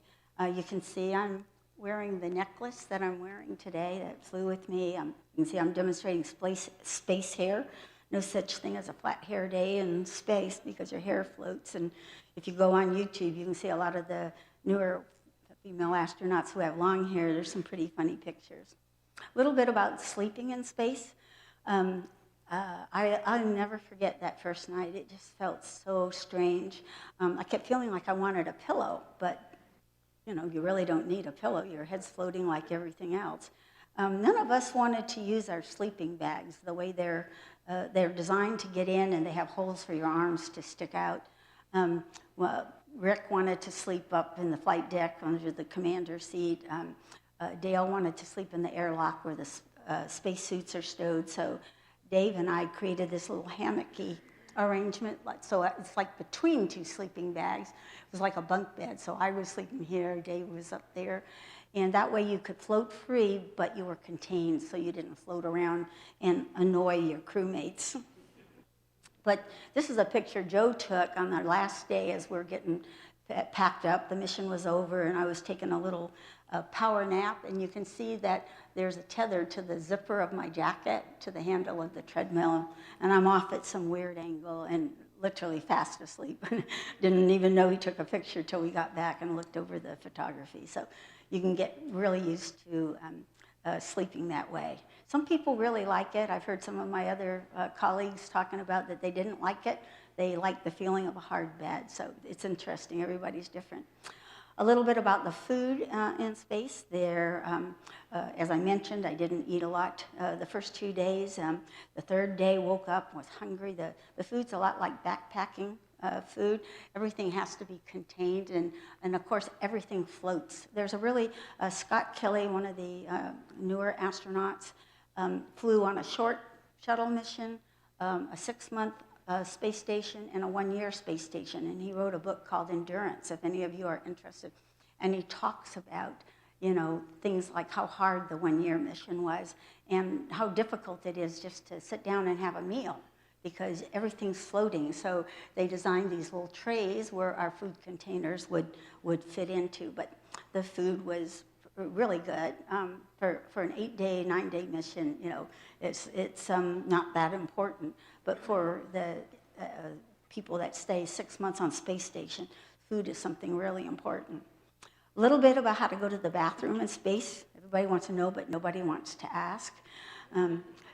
For the shuttle, they had a waste management system that's called the WMS Waste Management System. It's kind of like a fancy porta potty that you might see at a race or a festival, and it uses vacuum suction to help things along, and I'll just leave it at that. But for any of you that want to know more, some of my colleagues on YouTube go into great gory detail. Personally, yeah. So it was really interesting listening to the crew on the Artemis 3 crew, because I did an evaluation of the cockpit a couple of years ago, and when I asked, you know, how they were going to go to the bathroom, they said they were going to use Apollo bags. I said, that's the wrong answer. So I'm really glad that they wound up having figured out a way to put a potty on board. NASA did add a privacy curtain when we started flying mixed male-female crews, but you know, you really aren't going to have a lot of privacy in space. People could always tell what you're up to, and as I said, things are floating away, so you got to be real careful. So real quickly, what we did on our flight, day one was getting the orbiter shuttle configured for orbit operations. The computers back in those days didn't have the memory that we have today. So we would have Ascent software, and you'd have to get rid of that, put in the orbit software, and each of these procedures take about an hour, hour and a half or so, and then get rid of the orbit software and put in the entry software. So first day, you're doing all that stuff, setting up the potty.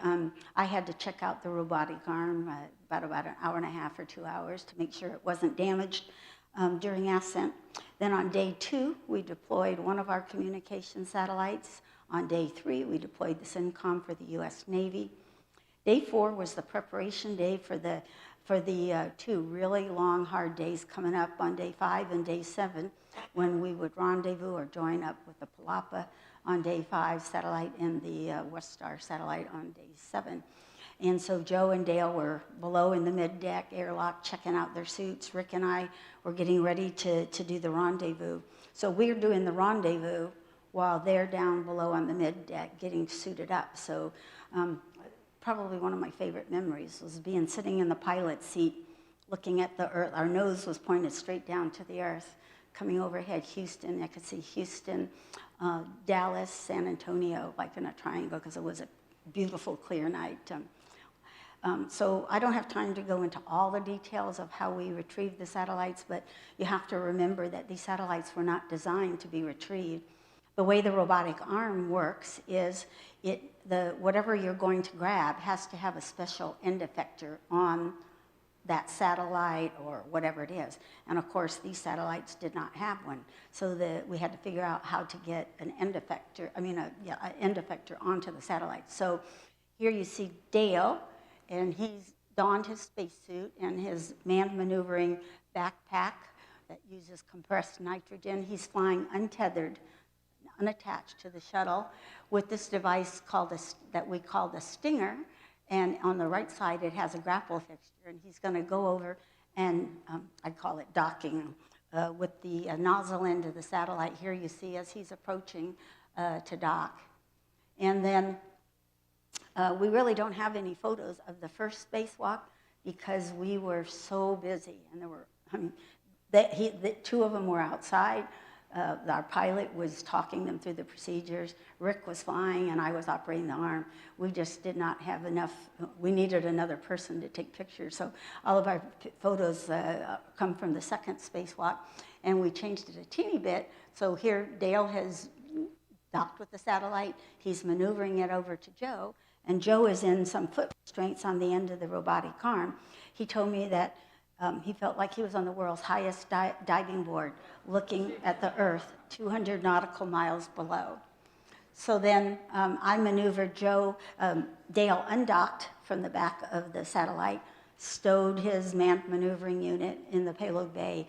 Then they attached some other hardware that would attach the satellite into the payload bay securely. And so here's a picture of both satellites in the payload bay, and they thought they could bring out their little for sale sign, which was a bit of a joke, but not really, because what the big driver for our mission were the insurance underwriters, and because they wanted to recover some of the money they lost, and we were the second largest salvage operation for Lloyd's of London. And the first was a Spanish galleon that sank off the coast of Florida with a bunch of gold bullion on board. And so the last day, the last day, day 8, was just as much fun as you could imagine. We had, a successful mission. Everything had gone well. We had overcome the one little problem that we had had. So we were able to take our crew picture. We talked to the president, who congratulated us. And he asked me if I would recommend being an astronaut to my daughter, Kristen. So. And then on the morning of the 9th day, we did the deorbit burn. And what that means is you orient the shuttle in such a way and fire your engines so that you slow down from orbital velocity. Oh, I forgot to mention on ascent, you go from 0 miles per hour to 17,500 miles per hour, which is orbital velocity, in 8.5 minutes. And so now you want to slow down from that velocity, and then basically you become a meteor entering the Earth's atmosphere, much like the Artemis II crew did the other day. And this is a picture, and there's temperatures of over 3,000 degrees Fahrenheit on the nose and the leading edge of the wing. This is a picture one of my friends took as we went overhead Houston. And then we were the second shuttle to land at the Kennedy Space Center. And, I fly fairly frequently between Houston and Orlando. I speak at the Kennedy Space Center, usually about twice a year. And normally when you fly commercially, it takes about 2 hours. When we flew in the shuttle, it took about 4.5 minutes to just give you an idea of how fast you're traveling. And we were, as I said, the first shuttle or spacecraft to bring hardware back from space. So we were met by custom officials asking if we had anything to declare. Yeah, that was cute. I remember I felt like about an 800-pound gorilla when we landed. I was also very lightheaded because of the fluid shifts that I mentioned.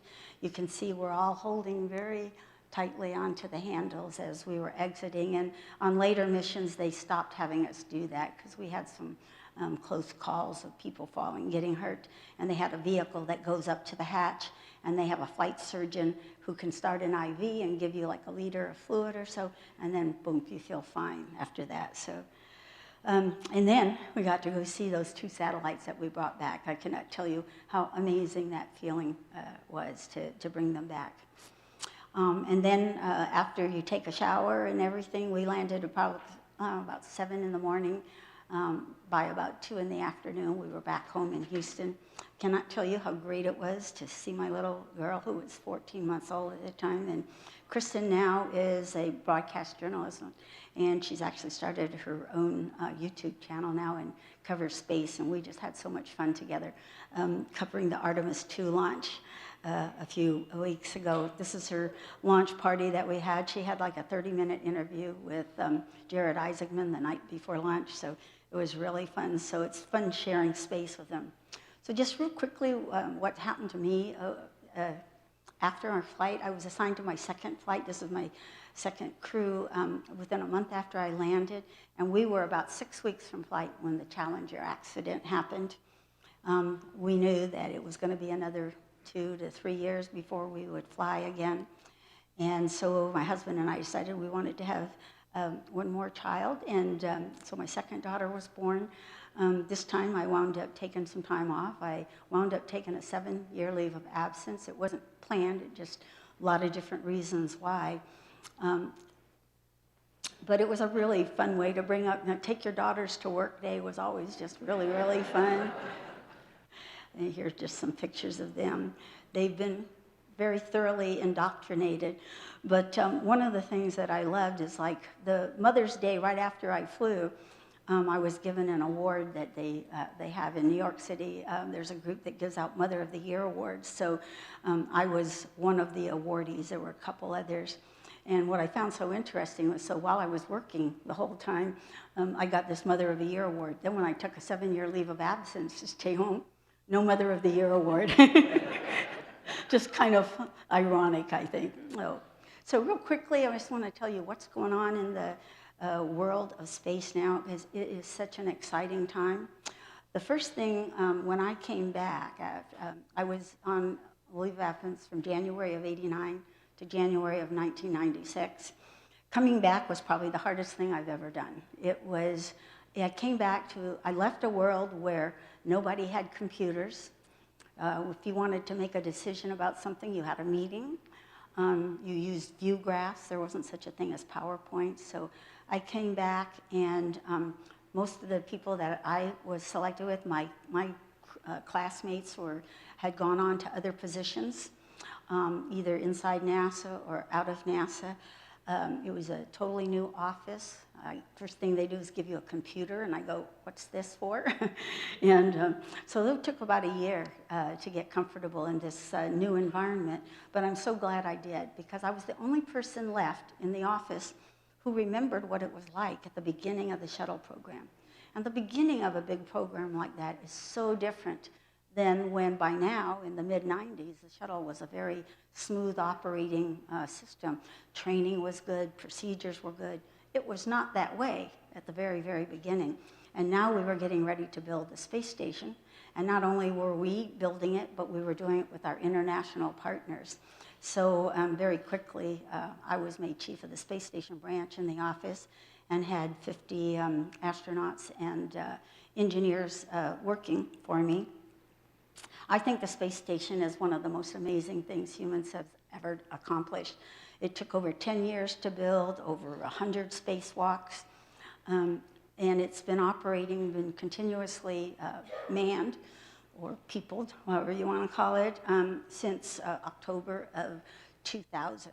And so we're now coming slowly to the end of that program. Everyone says it's going to end in 2030. It remains to be seen how that's all going to work out yet. But it is just truly an amazing thing. Our partnership with 15 countries, and then also with a lot of other countries participated in a smaller way. It says here crew of 6, but now we're a crew of 7, and I'll explain that in a minute. So after I finished that, I was going to get in line to fly again, and then the Columbia accident happened. So I either have really good timing or bad timing. But and then the last thing I worked on before I retired were the displays for the Artemis, the Orion vehicle. I know they kept calling themselves Integrity. I cannot get used to that, because it's been Orion for 10 years. And all of a sudden, as they go to fly, they named it Integrity. But I'm going to have a talk with them when they get back. So, but it was fun seeing those displays, if you look at some of the video of the Artemis 2 crew.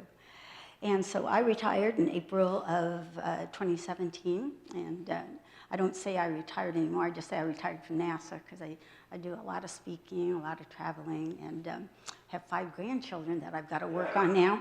I didn't get either of my 2 daughters to be an astronaut, so I'm going to work on them. So I'd like to share with you just real briefly some of the amazing view from space. We had lots of different photographic equipment on board, but you know, after seeing the photography from the Artemis 2 crew, oh man, I would have given anything to have the kind of pictures that they have now. But we had to do the best with the technology we had then. So every photographer tries to capture the perfect sunrise or the perfect sunset. It takes 90 minutes to go around the Earth, so every 45 minutes you see either a sunrise or a sunset. So when crew members, like my crewmates, were outside doing a spacewalk, you know, when you have about 6 or 7 hours, you can't wait 30 minutes for the sunlight to come. So you have to be able to work both in daylight and in dark, and they have lights on their helmets. The Aurora Borealis, the Mediterranean, the Straits of Gibraltar, the Himalayas, just one of my favorites. And then looking into the Middle East with Egypt here, Saudi Arabia, looking up to Israel, up to Lebanon. And you know, one of the things you'll hear astronauts say all the time is, once you've been into space and seen the Earth from that perspective, and then you look at the vast blackness everywhere else, and you see this one beautiful jewel of a planet, you really start to feel like you're from planet Earth. And it's almost like, you know, we're on spaceship Earth with 8 billion of our fellow crewmates here on planet Earth.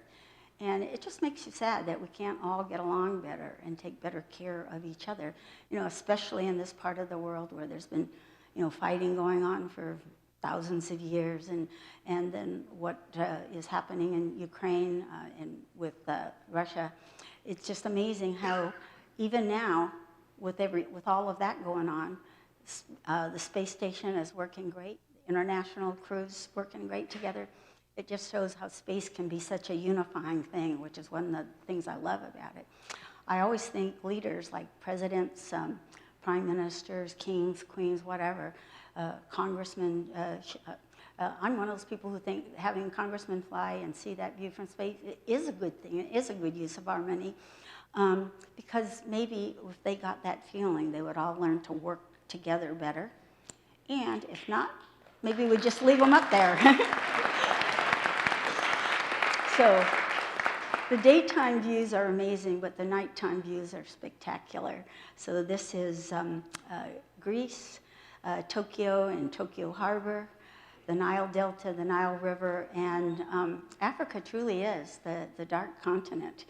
And unlike the United States, lit up like a Christmas tree, here you see the whole outline of Florida looking up the east coast of the United States. This is Los Angeles. I can almost pick out my house right there that I grew up. This is the Johnson Space Center in the center in Houston.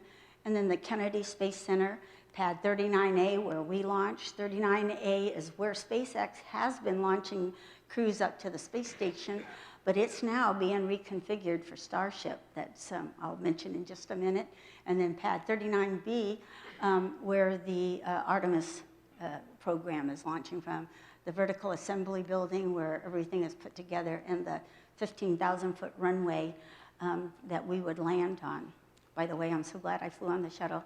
Landing on a runway is a lot better than going into the ocean, I think, but you don't always get a choice. So to fly from the west coast of the United States to the east coast takes about 8 to 8.5 minutes when you're flying 5 miles a second. Again, just how fast things are going. And then just a great picture of Europe with the cities labeled, so I don't have to remember all of them. And then just one of my favorite shots of Italy and the islands of nearby. So the space shuttle retired in July of 2011 after, as I said, 30 years, 135 flights. One of my favorite shots of one of the shuttles on the pad at sunset. After that, we had, for the next almost decade, we had to rely on our Russian partners to launch on the Russian Soyuz out of Baikonur. That's why the new astronauts have to learn Russian to such a high level of proficiency, and why their candidate period takes a lot longer than ours. So during that 10 years, NASA came up with the Commercial Crew Program and partnered with Boeing and SpaceX to create our own spacecraft so we could launch astronauts from U.S. soil. And when we first started talking about this, I would have put, if I were betting, I would have put all my money on Boeing Starliner, and boy, would I have been wrong. It's truly amazing what Elon Musk has done with SpaceX. They had the first crewed mission of the SpaceX Dragon in May of 2020, right in the height of the COVID pandemic. And they were able to do that successfully, and to my knowledge, nobody got sick. They were able to take precautions, so it's a real testament to how SpaceX works. So this is one of the SpaceX crews walking down that same hallway that I showed you in the earlier slide, and here they are walking through the same doors that we walk through. And there's a bunch of patches all around the door. You can't see it in this picture so well. And I was giving a tour at the Kennedy Space Center, and I said, no, there's no patches from some of the earlier flights. And so they said they researched it for me, and they didn't start that tradition until STS-87. But I had one of my stickers of my patch, so ours is up there on the door now. Yeah. So the way the rotations work to the space station, we have 3 astronauts or cosmonauts that rotate on the Soyuz. These are the 3 that are up there now. And we have 1 American. This is Juan Williams. If any of you watch Fox News sometimes, his uncle is on there, and he's the American flying with 2 Russian cosmonauts. And then this is the most recent SpaceX crew, Crew 12. You probably heard in the news how Crew 11 had to come back a little early because one of the crew members had a medical issue. And so this crew got accelerated a little, which is very unusual. Usually you slip, and so these are the crews that are on board right now. And so, and the other point here is on every U.S. SpaceX flight, we fly 1 cosmonaut. So again, even with all the stuff going on politically between the United States and Russia, there's 1 American on every Soyuz and 1 cosmonaut, Russian cosmonaut, on every SpaceX crew. So this is the crew that's currently on board the International Station. And Boeing, of course, the story is not quite such a happy one. They had problems with their uncrewed test flight, and so they opted to repeat that.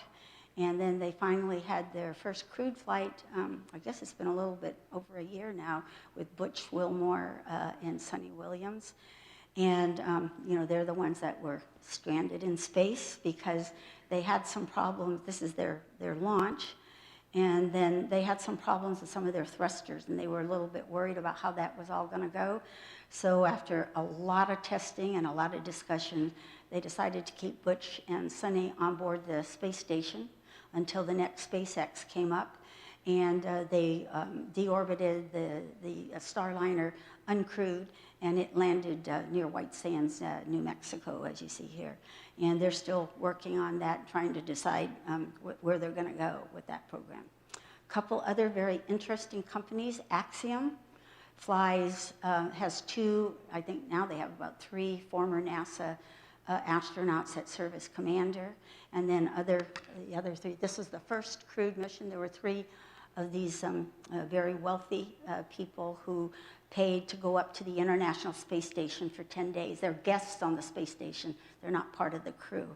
And so we've had 4 of those so far. The second one was really interesting. Peggy Whitson was the commander, and Renata Barnawi was the first Saudi female to fly.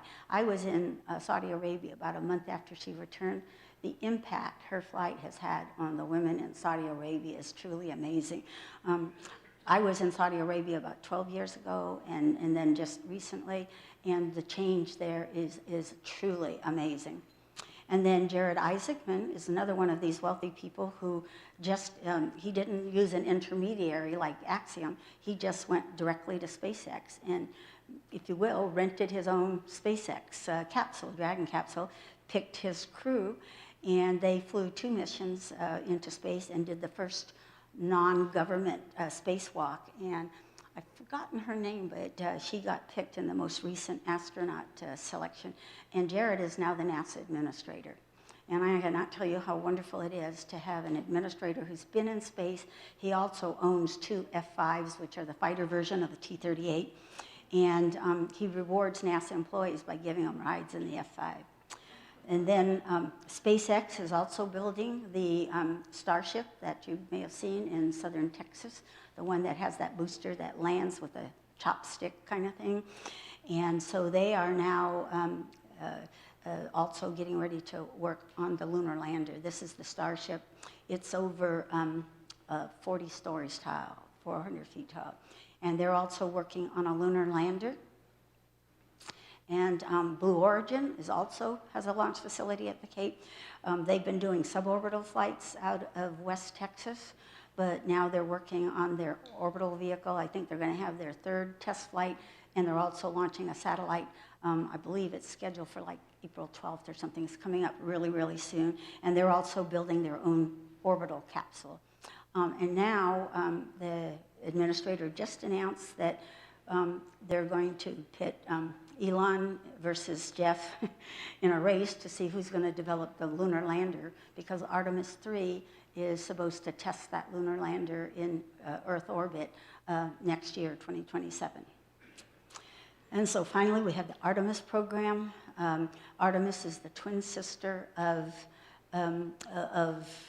Apollo, and so it's the follow-on program to the Apollo program. The crew was announced about 3 years ago. They were supposed to launch in a year. They wound up training for 3 years together.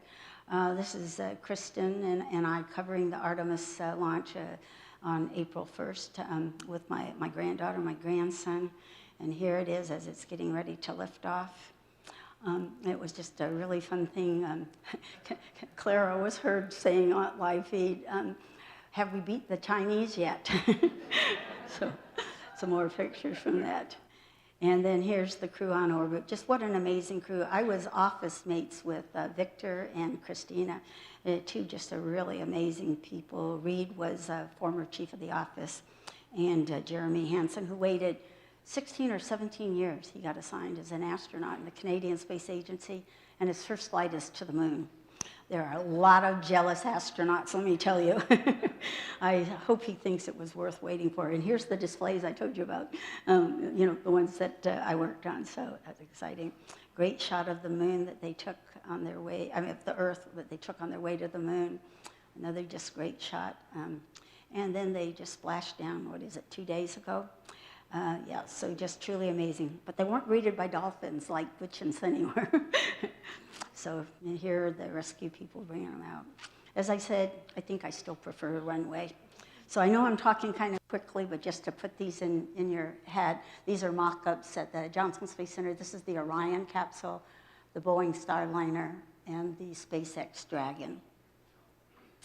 And these are the rockets that go with them. This is the SLS Space Launch System with the Orion capsule at the top, the Starship, and the Boeing that are going to be making the lander. Because what do we want to do? We want to go back to the moon, but this time we want to stay on the moon.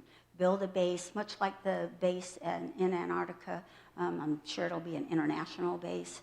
And where we can learn everything we need to know when we're working on a body with no atmosphere and reduced gravity. But of course, the real goal is to go to Mars. And it was so great hearing Jared talk about that's our goal. And to hear President Trump congratulating the crew and saying the same thing.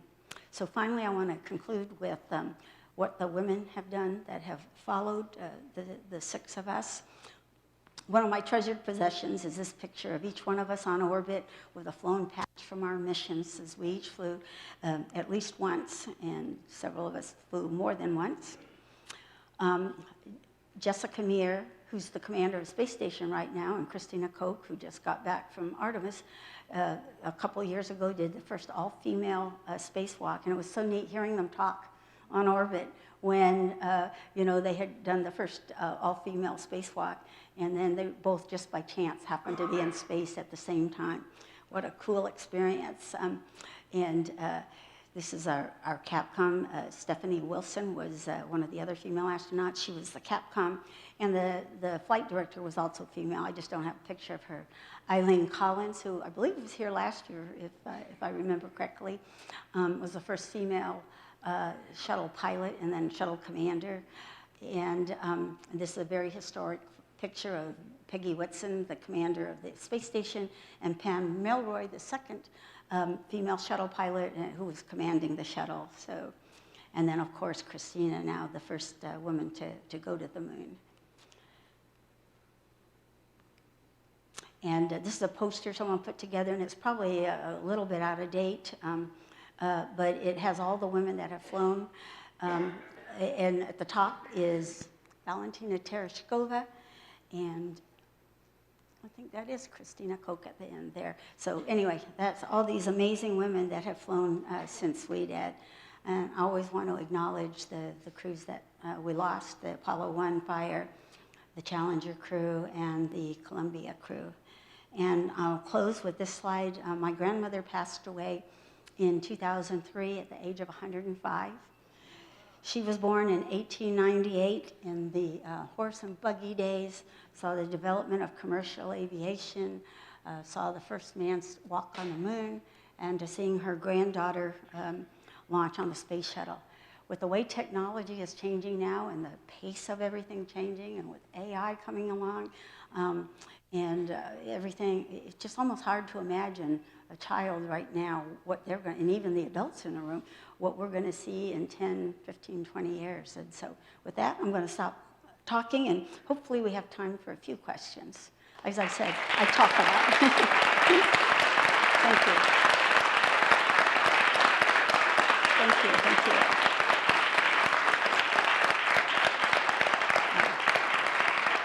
Thank you so much. I think somebody's supposed to have a microphone. We have a microphone that we will be using for questions, so everyone in the room and everyone watching at home can hear the question. Someone Thank right you. up here. Sorry, it's hard to see with the light. First of all, thank you for a great presentation, and also congratulations on achieving your dream of becoming an astronaut. It's fantastic. I'm interested, how much equipment noise do you have to deal with on the orbiter? Was it tough to sleep on, or was it fairly quiet on board? I don't remember it being very noisy. I mean, in fact, if it got quiet, you would get really worried quickly.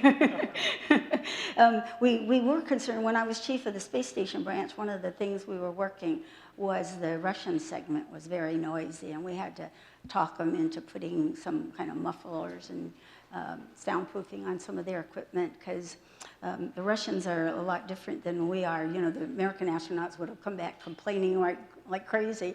The Russian cosmonauts don't tend to do that. So we had to twist their arm a little bit. But no, it's kind of like, you know, being on a boat or being on a submarine or something like that. If it got quiet, that's what would really get your attention, because that means something bad's wrong. Yes? Any other questions?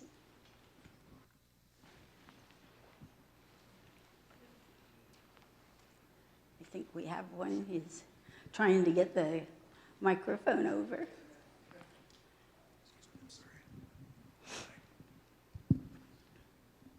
Dr. Fisher? Yes. If you were to fly on a perfect replica of the space shuttle tomorrow, do you think you could still operate the Canada arm from muscle memory?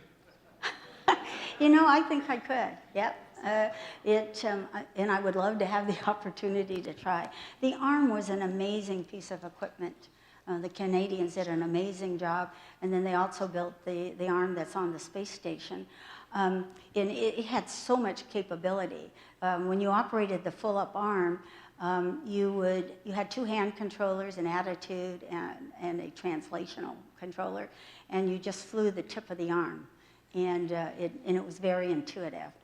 But then there were a bunch of degraded modes, like you could operate it one joint at a time, and that's called single joint mode. So imagine if you're trying to move your arm, and instead of moving your arm as one unit, you had to first move your shoulder and then your elbow and so forth. And so you could operate it that way. And there was one shuttle mission where the arm got damaged, and they had to operate it in single joint mode. Man, that makes it a lot more difficult.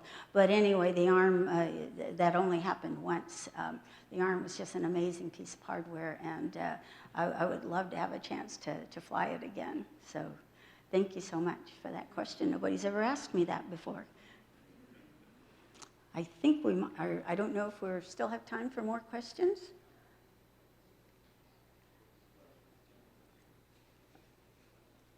I was expecting someone to come out with a, umbrella and pull me off stage.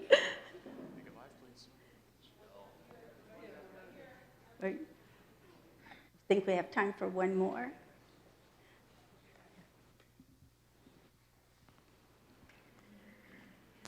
Whoops. Thanks. So when you're on orbit in the nighttime portion of the orbit, were you able to look down and see shooting stars that would have been probably below you? That's a great question. It's one of the things when people ask me the things that surprised me, and that was one of them.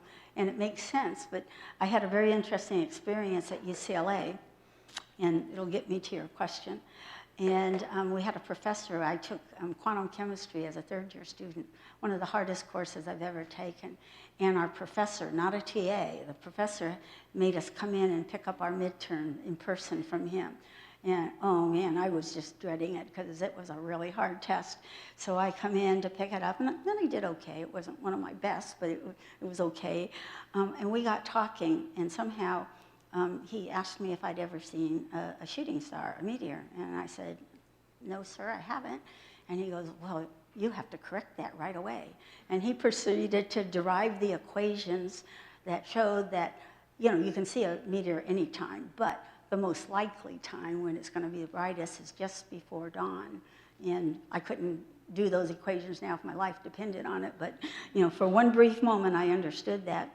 So anyway, so years later I'm flying on the shuttle and I'm looking down and I saw meteors below me. And I thought, I bet you didn't think of that, Doc. And unfortunately, I wanted so badly to go back to UCLA and tell Dr. Miller that, but he had passed away since then. So he was a really neat professor. He had a buzz cut. He looked like he just walked out of Apollo mission control. And you got to realize this is the 70s, you know, the hippie era of it, and everybody long hair. I mean, to me, he was very scary looking. But turned out he was really a nice guy after all. So another example of don't judge a book by its cover. Well, thank you all so much. I really had a great time. Thank you. Anna, thank you so much. Wonderful talk. Thank you very much. Thank you.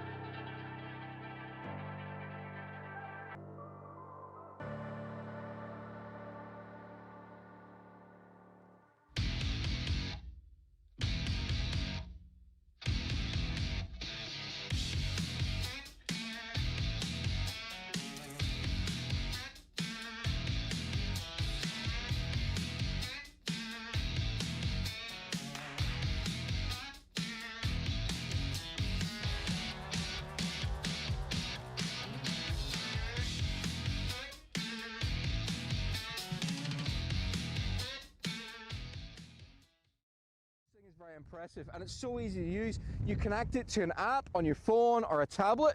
There's a built-in encyclopedia. You can select what you want to photograph, and it will do it for you. It even does the post-processing for you. So when you're doing astrophotography, you do stacks. So you take maybe 40 or 50 or maybe even hundreds of photographs and you layer them up, and each one has got a different bit of detail the previous one didn't have. And when you stack them, that's all blended together to give you a final high detail, high resolution image. It's really impressive. It stopped.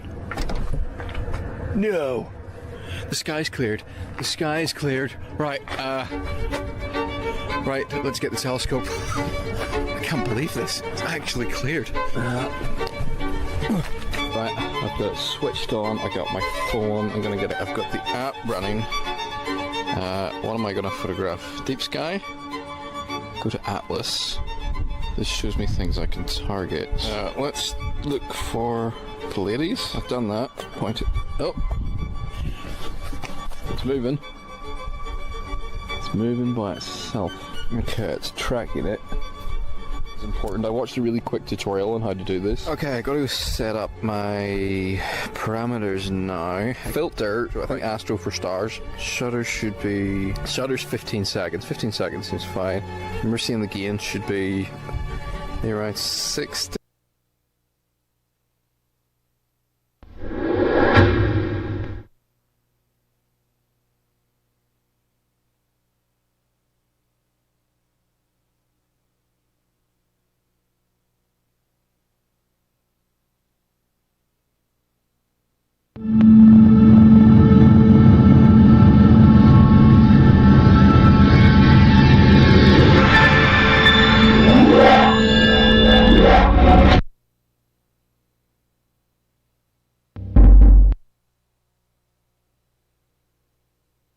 And now, ladies and gentlemen, the hardest working MC in the cosmos, Vincent Coulihan.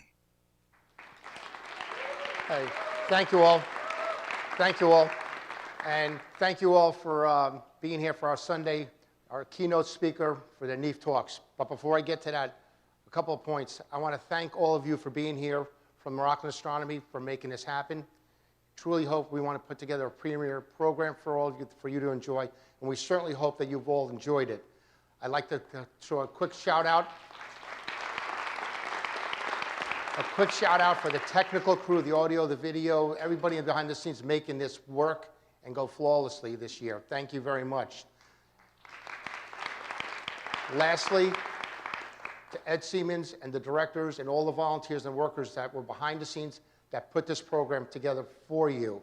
We really appreciate that, what he did just to put this top-notch program together for you. A big shout out for them. So for our NEAF Talks Sunday keynote speaker, she's an astronomer, a research scientist, and science communicator. Former assistant director for science communication at NASA's Goddard Space Flight Center. She retired from NASA in 2024.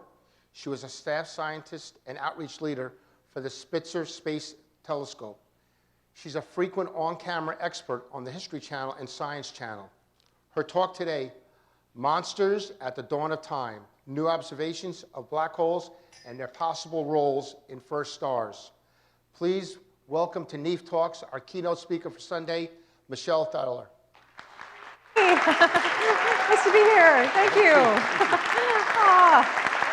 Oh, wonderful. Thank you. It is so great to be here. And I know it's been a long day for all of us. I've been out on the floor, and I hope I've had a chance to meet many of you. So thank you for spending your Sunday afternoon with me. And we'll try to get our energy back up for the final hour to talk a bit about some of the fun things we're learning. So as the announcer said, I've just retired after nearly 30 years at NASA. I've been lecturing for quite a while. Thank you. Yes. Fabulous place to work. So when I retired, I was the assistant director of science at NASA's Goddard Space Flight Center. And this is NASA's largest base. It's one that a lot of people don't know about. People are familiar with Kennedy Space Center in Florida, in Houston, of course, Johnson. But Goddard is actually the largest base, 10,000 people. And it is where most of the professional research scientists that are working at NASA work, right outside of Washington, D.C.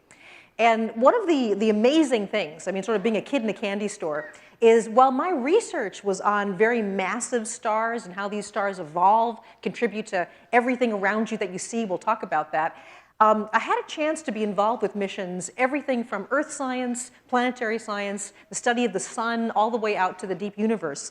So it's been a huge privilege to see so many different aspects of science come together. And so today, I mean, honestly, whenever things get a little bit low energy, whether you're talking to kindergartners or you're talking to people at a retirement home, the questions about black holes come out. But black holes are so much fun. And I hope in the next hour, we just have a lot of fun talking about what we actually know about them. Now as a professional observational astrophysicist, I love science fiction and conjecture and stories of time travel and wormholes and all of that. But I'm actually somehow more deeply connected to what we actually know about them, what we actually observe about them. And so this talk is going to be more about that. What goes on inside a black hole, whether black holes are tunnels to some other dimension, all of that, that's conjecture. The incredible thing is that these monsters are real. We see them, we observe them. And so today we're going to take a look about what we actually know about these things. It's amazing. And maybe how they contributed to the formation of the very first stars, new results from the James Webb Space Telescope. So let's go ahead and get started. Get my clicker, there we go. So for those of you who are a kid in the 1970s, like I was, the fun thing about black holes is that they're wonderful villains. They're science fiction monsters. This was a Disney film called The Black Hole. The black hole turns out to be a portal to hell and all of that. I mean, it's just great. The amazing thing is that black holes really are real. I mean, since the 1970s, we've actually been observing them. These are areas of space and time that have collapsed. Our physics does not work anymore. So when people ask what happens inside a black hole, in some cases it really is anybody's guess, because all of the physics of Albert Einstein, the physics of gravity, the physics of quantum mechanics, they stop working at that extreme amount of mass and gravity all in such a tiny, tight space. So we don't know how these things work, but they are real. And whenever you have a monster that's so real and in some cases so dangerous, black holes can swallow up any amount of material, but they're also safe. They're many, many light years away from us. It's a wonderful, thrilling thing to talk about them. Black holes simply are a consequence of star formation, star life. And this is a beautiful picture from the Hubble Space Telescope. It's a relatively old picture now. It must be going on nearly 20 years old. It's an area of the southern sky called the Carina Nebula. And the Carina Nebula is a maelstrom of stellar birth, life, and death. There are stars that are forming inside this cloud. There also is one of the most massive stars in the universe that we worry about because if it explodes, it's close enough to us that if we're in the way of a jet of energy coming out from it, it could actually have bad repercussions for the Earth. So there's this wonderful, incredible cloud. And you can see some of the details here. The gas that you see here, the dust, we're talking mainly hydrogen gas, the simplest gas in the universe. And the dust, all of the dark material, that was once inside stars that exploded. It actually sent that material into space, enriching this cloud. You see a young cluster of stars right here, all these little pink dots. Those are all stars that are less than 1 million years old. Stars, of course, have lifetimes in the millions or billions of years. And these stars have just turned on, and they're busy blowing a bubble in the cloud. So there's radiation and heat and winds of particles coming off these young stars. So there's a bubble kind of forming in the cloud. And you get these wonderful sort of structures at the edges of these bubbles. And another example of this is a famous image from the Hubble Space Telescope called the Pillars of Creation. So this is part of a dust cloud near the edge of one of those bubbles being blown away by the winds and the heat of young stars. And at the very top of these huge pillars of dust, things are denser. The dust is dense and able to hold together against the winds of new star clusters around them. The size of this is absolutely astounding. And let me just say, I've been teaching astrophysics now for many decades. My brain does not comprehend what 1 billion miles or 1 million miles is any more than yours does. I mean, that's why we use math, and that's why we have terms like a light year. So a light year is about 6 trillion miles. The distance that light travels as it flies for 1 year in a vacuum, that's 186,000 miles per second for a year, 6 trillion miles.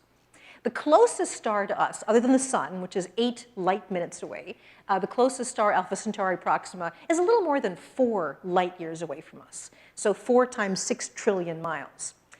Now this one pillar of dust that you see here from top to bottom, that's about 5 light years across. So that would fill the space between us and the nearest star. Huge amounts of dust and gas. And when areas in the cloud become a little more dense, all you need is gravity. It's that simple. You have light years of material, of hydrogen and dust to draw on. If there's a denser area, it attracts more material, and that attracts more material.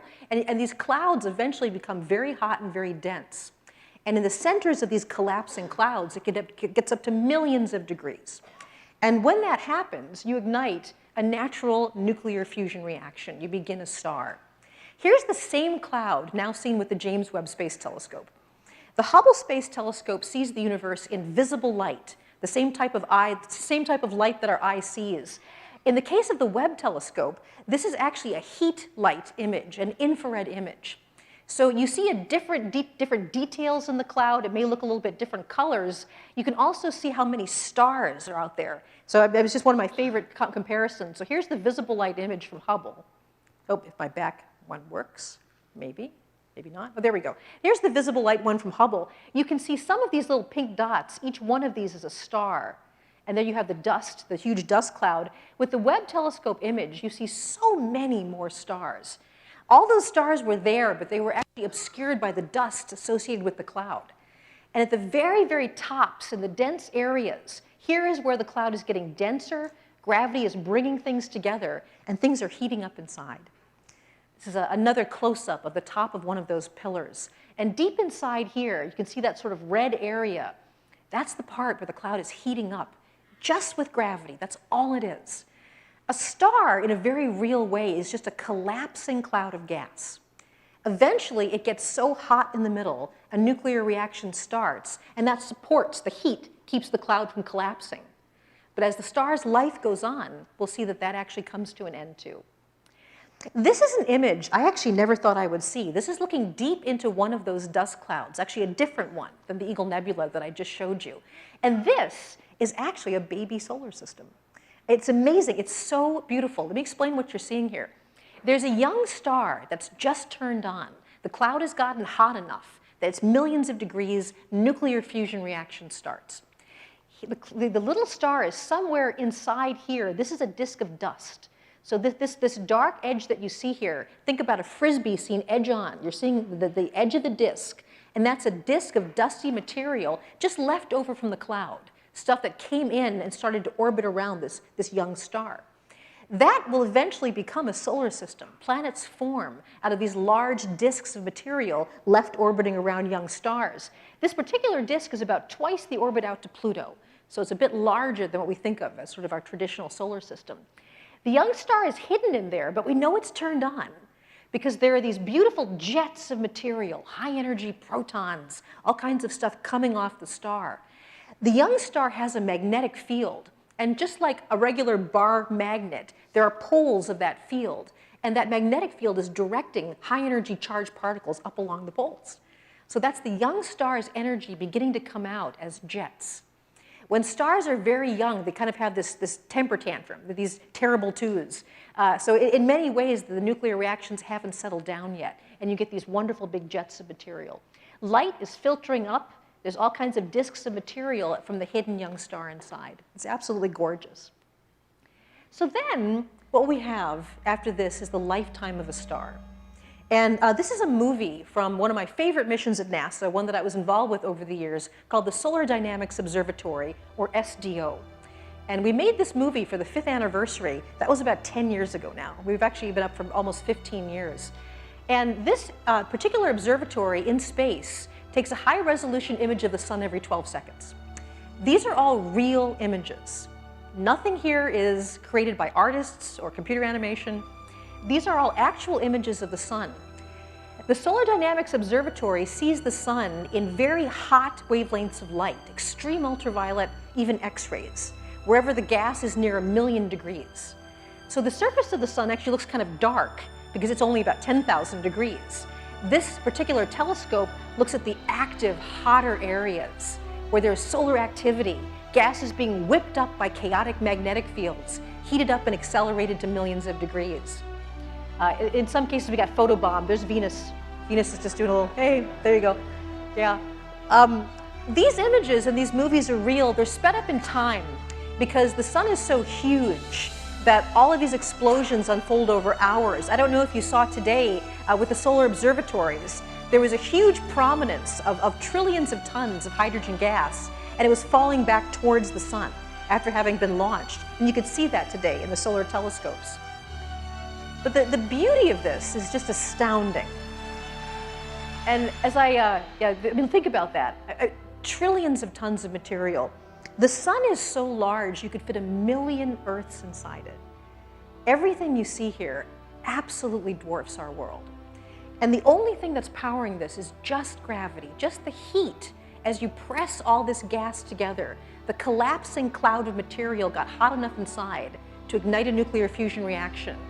It's just gravity. There's nothing else involved. The sun is not a solid object. It's this big ball of gas, very hot, very dense in the center. And then as the magnetic field gets chaotic on the outside of this giant ball of hot gas, you have these wonderful explosions because of that. So I really encourage you all to go to the SDO website and see more of this. I could literally watch these things all day. So the sun goes through a life cycle. There's only so much nuclear fuel it has in its core. And I know that all of you know this far better than most people in the public do, but I still think it really bears repeating. There's no separation between what goes on here on the Earth and then space is something else. Space is something different. Our planet, our life, our solar system is a consequence of the larger processes in space. And what a star does, and I still get goosebumps after decades of thinking about this, a star is the only thing in the universe that makes atoms. Let's say that again. A star is the only thing in the universe that makes atoms. The universe began with the simplest gases, hydrogen and helium, the smallest atoms, hydrogen 1 proton, helium 2 protons. That was the only thing that was left over after the Big Bang, and that's not a theory. We can actually look so far away with our telescopes. Light takes time to travel to us, right? We talked about the nearest star is 4 light years away. We see it as it was 4 years ago, because light took that time to travel to us. With the Webb telescope and other telescopes, we can now see to a time when the universe was 13 billion years old, or I say 13 billion years ago. So the universe was only, say, about 500 million years old, about 500 million years old. We see the universe change. We see that as the farther away we look, there are fewer and fewer of the elements that make us up: carbon, oxygen, calcium, phosphorus. The only thing in the universe that makes an atom is the interior of a star. That's where the only place natural nuclear fusion happens, and you build bigger and bigger atoms up inside a star. And then eventually the star runs out of fuel in the middle and unravels or explodes back into space. And this is a picture of that happening. This is the famous Crab Nebula, something that I'm sure many of you have seen through a telescope. The Crab Nebula was a star that exploded about 1,000 years ago. This explosion now, this is actually seen with the Hubble Space Telescope, is now about 10 light years across. So a single star has exploded to fill 10 light years of space. And the material is still moving outward at over 2 million miles an hour after 1,000 years. And in here now, with our telescopes, we see the formation of all of the atoms that make up our life, our chemistry. Here we see iron forming. Here we see carbon forming. We now can identify which types of stars make which of the atoms in our bodies. There's no other way to make the calcium atom, the iron atom, the carbon atom. There's no way to make what's inside me except in the interior of a star. So there is a supernova explosion. And so the question is now, and it's been a question for about 100 years, what happens when a star at the end of its life runs out of nuclear fuel? There's no longer any nuclear explosion to support this huge amount of material against the crush of gravity. So the crush of gravity should just keep making the interior denser and denser and denser. Well, how dense does it actually get? And now we go back, again, 100 years. There was something called the miracle year in 1905, where Albert Einstein published 5 different papers that were all worthy of the Nobel Prize, every single one of them. And some of them led to his general theory of relativity, his theory of gravity. nobody had ever explained what gravity really was. You know, all the way back to Isaac Newton and before, we had good descriptions of how the planets orbited the sun. We could do the mathematics. We could make the predictions. But nobody knew what gravity really was. Why do these things happen? And Albert Einstein threw just an absolute bomb into our ideas about reality. Physics of the time wasn't working really well, but everything snapped into place when Albert Einstein said, what if we let space and time stretch? What if space itself, empty space around me, time flowing forward, what if it's something that can change? What if it's something that can bend? What if what gravity really is a curvature of space and time, literally? And he made predictions, and he said that if you have an object that is very massive, like in this case, this is a diagram of the sun is massive enough that it will bend space around it in a measurable way. And he said, hey, I bet what would happen is if you were on the Earth and you could look at stars very, very close to the edge of the sun, you would actually see in some cases starlight that was behind the sun bending around, that bent space and time around the sun. In a sense, you could actually look behind the sun because the light has to follow that path of space and time. The idea that light is affected by gravity, right? I mean, here's my laser pointer. A laser, it's pure energy. There's no mass there. How can gravity affect something that has no mass, light? Well, what if it's the space and time itself that light has to travel through? What if that has a curvature? And so Einstein predicted this, that you'd be able to see stars behind the sun if you could look close enough to it. And then a little bit later, there was an astronomer named Arthur Eddington. And in 1919, there was a total eclipse of the sun. And I hope that everybody has a chance to see one of these. They're really profound experiences. And they measured, could you actually see stars right on the edge of the sun that you shouldn't be able to see, that were actually behind the sun, but the light was curving around? And Einstein's equations predicted exactly the curvature, the bend, the angle that we saw those stars behind the sun. It was proven. It's an observation. It's not a theory. This was the first time we actually watched light bend around something. And now we knew that gravity really was a curvature in space and time. Then the question is on, how else can space and time curve? Okay, it curves around an object with mass. Well, how extreme can the curvature get? The more mass you have, the higher the curvature becomes. The smaller volume you have, well, now you have all this stuff packed into a small area. That's going to create a higher curvature, too. And it was a man named Schwarzschild who was working, and communicating with Einstein that came up with this idea that maybe there is a point of no return. Maybe eventually gravity curves so much, space and time curve so much under the influence of gravity that light actually can't get out. And that was called the Schwarzschild radius, what we now call the event horizon. This was all theoretical back then. Albert Einstein was on record of saying that he never thought the universe would actually do this. He never thought you'd have enough mass in one place to curve everything so much that light couldn't escape. It was entirely theoretical. It was kind of a fun exercise. Nobody thought we'd ever actually see it. And this is where the history of observational astronomy is just incredible. What do we know? What do we actually see? Now, let me just mention that term one more time. Event horizon means no more events. Not only is space bent so that light goes in, but in fact, time itself stops. There are no more events past that horizon. Curvature of space and time. We don't know if anything ever actually falls into a black hole. We had arguments about this at Caltech when I was a postdoc there. It could be that everything just slowly phases out of time near a black hole. Nothing really falls in. Maybe they're not really vacuum cleaners that suck things in, but they're little time machines that shift things out of time. So it remained a totally theoretical, fun thing until the 1970s. In 1967, we launched the first rockets that began to measure the X-ray sky. X-rays, luckily, high-energy light, does not get through our atmosphere. That's good. It keeps us safe. But it means we never saw what sort of X-rays were being emitted naturally by objects above our atmosphere. The first instruments, so the sun emits lots of X-rays. There are other things that emit X-rays.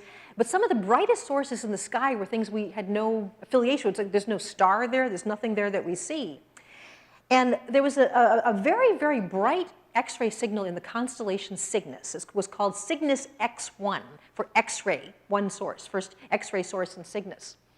And Cygnus, it's right here. I mean, one of the things you can actually do is find the stars around this with a telescope. You can see where this is. So in the constellation Cygnus, there's this little area. And over time, we got better and better observations that what was happening was that there was a star orbiting something that didn't seem to be there. There was really nothing there that we could see. And not only that, there was gas coming off that star and spiraling around something, again, that didn't really seem to be there. The gases spiraling around this object got so hot, they got millions of degrees hot and emitted X-rays. Now, Stephen Hawking, a young scientist at that point in 1975, bet Kip Thorne, one of the professors at Caltech, that it was not a black hole, that you'll never be able to prove to me that's a black hole. And he made that bet hoping he would lose. He was hoping there would really be proof of a black hole. And then I believe it was about in the 1980s. In the 1980s, Stephen Hawking finally ceded the bet and said there's nothing else it could be. Whatever object is there turns out to have about 25 times the mass of the sun. There's nothing there that we can see. This system is about 7,000 light years away from us, and it was the first time we knew we were looking at a black hole. This is an artist's conception. How do you see something that actually absorbs all light, that sucks in not only light, but space and time? Any type of radiation, not just visible light, X-ray light, laser light, anything you can think of, the damn thing sucks in time. So there's no way anything's coming out of that. How do you see it? And the way that we observe black holes for the vast majority is we watch stuff falling in. And as that hot material gets closer and closer to the black hole, it gets sped up and accelerated. It becomes a huge generator of energy. And so we see what we call accretion disks, disks of material falling onto the black hole. And these disks generate very powerful magnetic fields. And just like that baby star, the magnetic fields have a pole to it, a north pole and a south pole. And hot material from that disk gets actually shot up through the magnetic poles. Nothing is coming from inside the black hole. Nothing escapes the event horizon. We see these hot disks and these jets clear across the universe. They're some of the brightest objects in the sky. But you're seeing hot material around the black hole. Nothing is coming from inside, just to make that clear.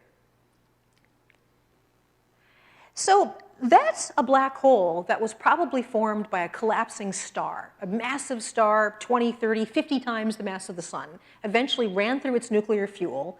The nuclear reaction stopped, everything collapsed, formed a black hole.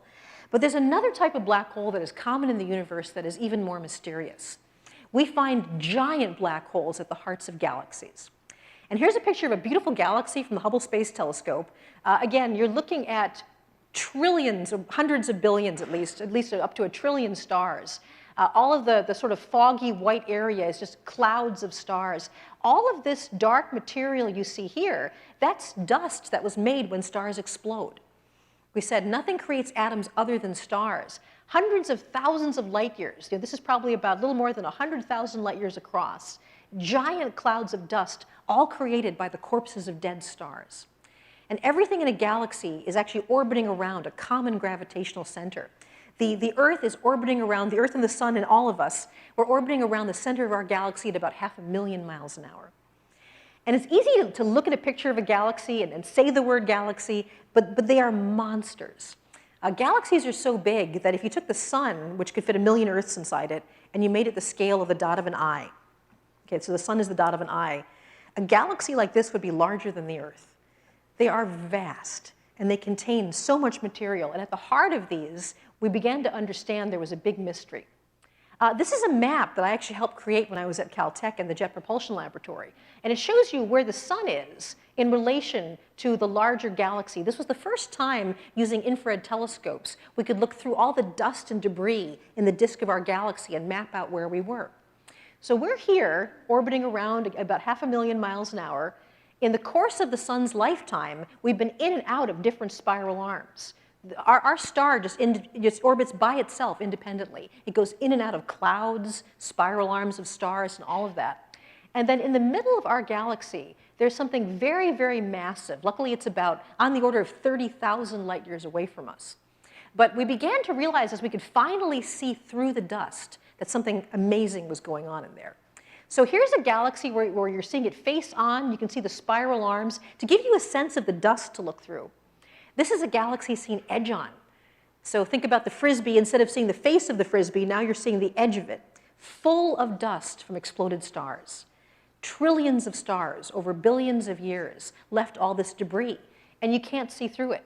So there's a center of a galaxy here, but we're about 2/3 of the way out. We cannot see through all of that material.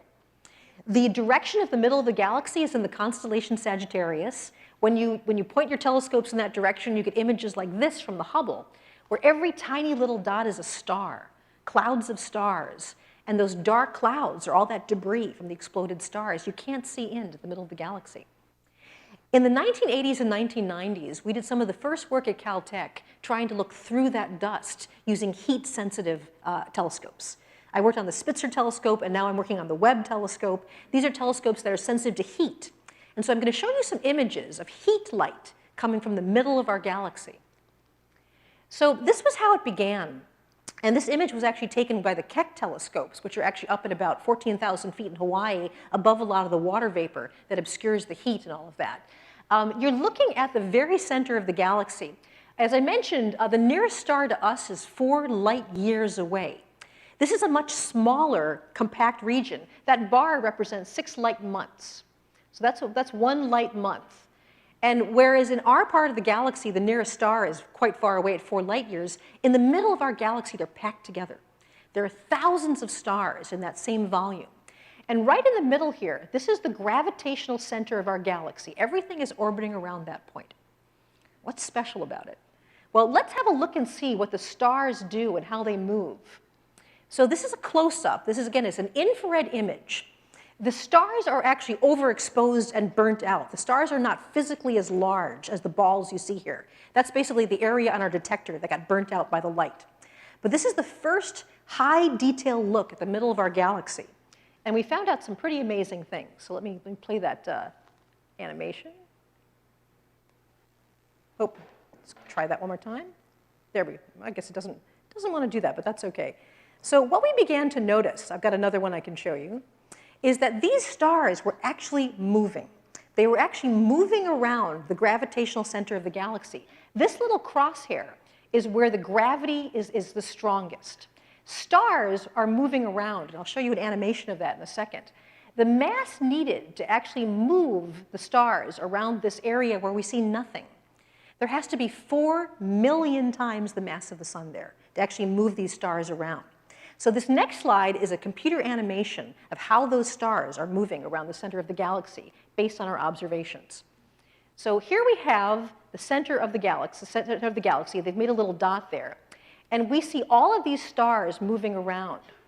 And the stars are moving around at astounding speeds. So this is a little star. This is the computer model we made from the observations called S2. S2 is trapped in an orbit around this area. As it moves in towards this area, you'll see here, I'll show you this again. That poor little star gets up to 11 million miles an hour. A star.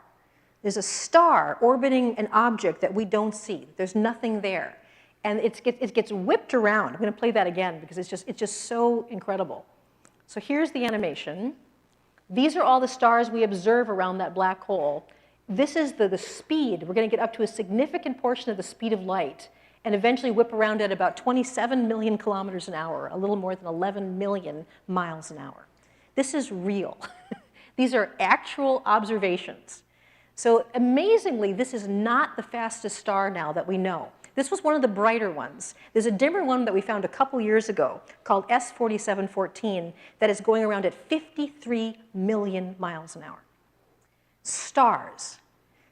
So there's got to be this big object there, but we don't see any light coming from it. We also see things happening farther out in the galaxy. This is a black hole. I'll show you I'll go through this a couple times. This was actually done by a telescope that was looking for exoplanets. But as we were looking for exoplanets, we actually saw this happen. This is a computer animation. A star orbited too close to a black hole. And as it got close to a black hole, the gravity of that black hole actually shredded the star, actually elongated the star, shredded it, and then the material fell into the black hole. Let me play that one more time. So here's this observation from TESS.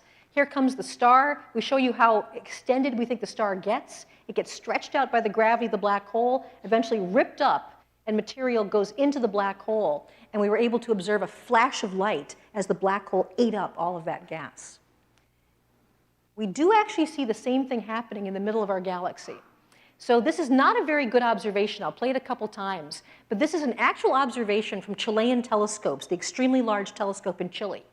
These are the stars that are orbiting around the center of mass of the galaxy. Let me play that again. And what I want you to notice is that as the stars whip around, there's a little flash that occurs right there. Let's do that again. There's the star whips around. See that little flash? Does everybody see that?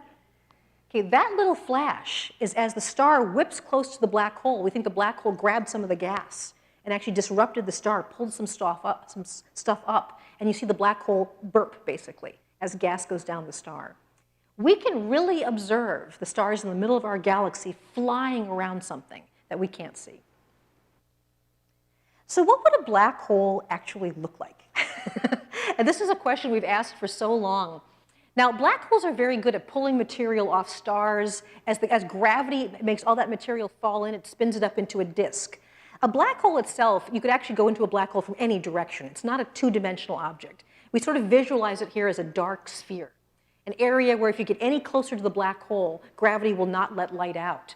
And in this artist's conception, you see this kind of black sphere here, and then all of this hot gas orbiting it, and then this jet of material caused by the magnetic field of the disk. This was sort of our best idea of what a black hole would look like for many decades. It's very dramatic, it's very interesting, but it turns out that a real black hole would look even stranger. And that's because what we haven't taken into account here is the fact that black holes bend space and time around them. And so light has to follow these bent paths. And so what a black hole would really look like would be even stranger. You see the event horizon, and there's actually even light in orbit around the event horizon. But the disk of material gets distorted as you look at it because light from the disk is being bent around the black hole. Amazingly, when you look at a black hole, you would actually be able to see the front and back of it at the same time. Light can actually orbit. Light can orbit a black hole. And light from the other side of the disk can bend around the black hole. So you get a very interesting distorted image. I'm going to play that one more time. It's amazing to think what these things would actually look like. So let's do that. So we've got a black hole with disk around, a regular disk of material orbiting around it, but the way it looks to us is distorted because light is bending around the black hole. And so if we're looking for black holes and trying to observe them, would they actually look like this? Would they look that distorted? So there are some wonderful resources as to what black holes would look like. This is a fantastic podcast by a man named Derek Muller. And Derek Muller has a podcast called Veritasium. I really recommend all of his subjects. I love it. But he did, I think, the most in-depth analysis of what a black hole looks like. Here you see him taking a disk of cardboard, and he's bending the back up to show you that the light from the far part of the disk gets bent up around the black hole. So if you want to find out everything about how a black hole looks, this is a wonderful podcast. How to understand what a black hole looks like from Derek Muller, Veritasium. Highly recommend it.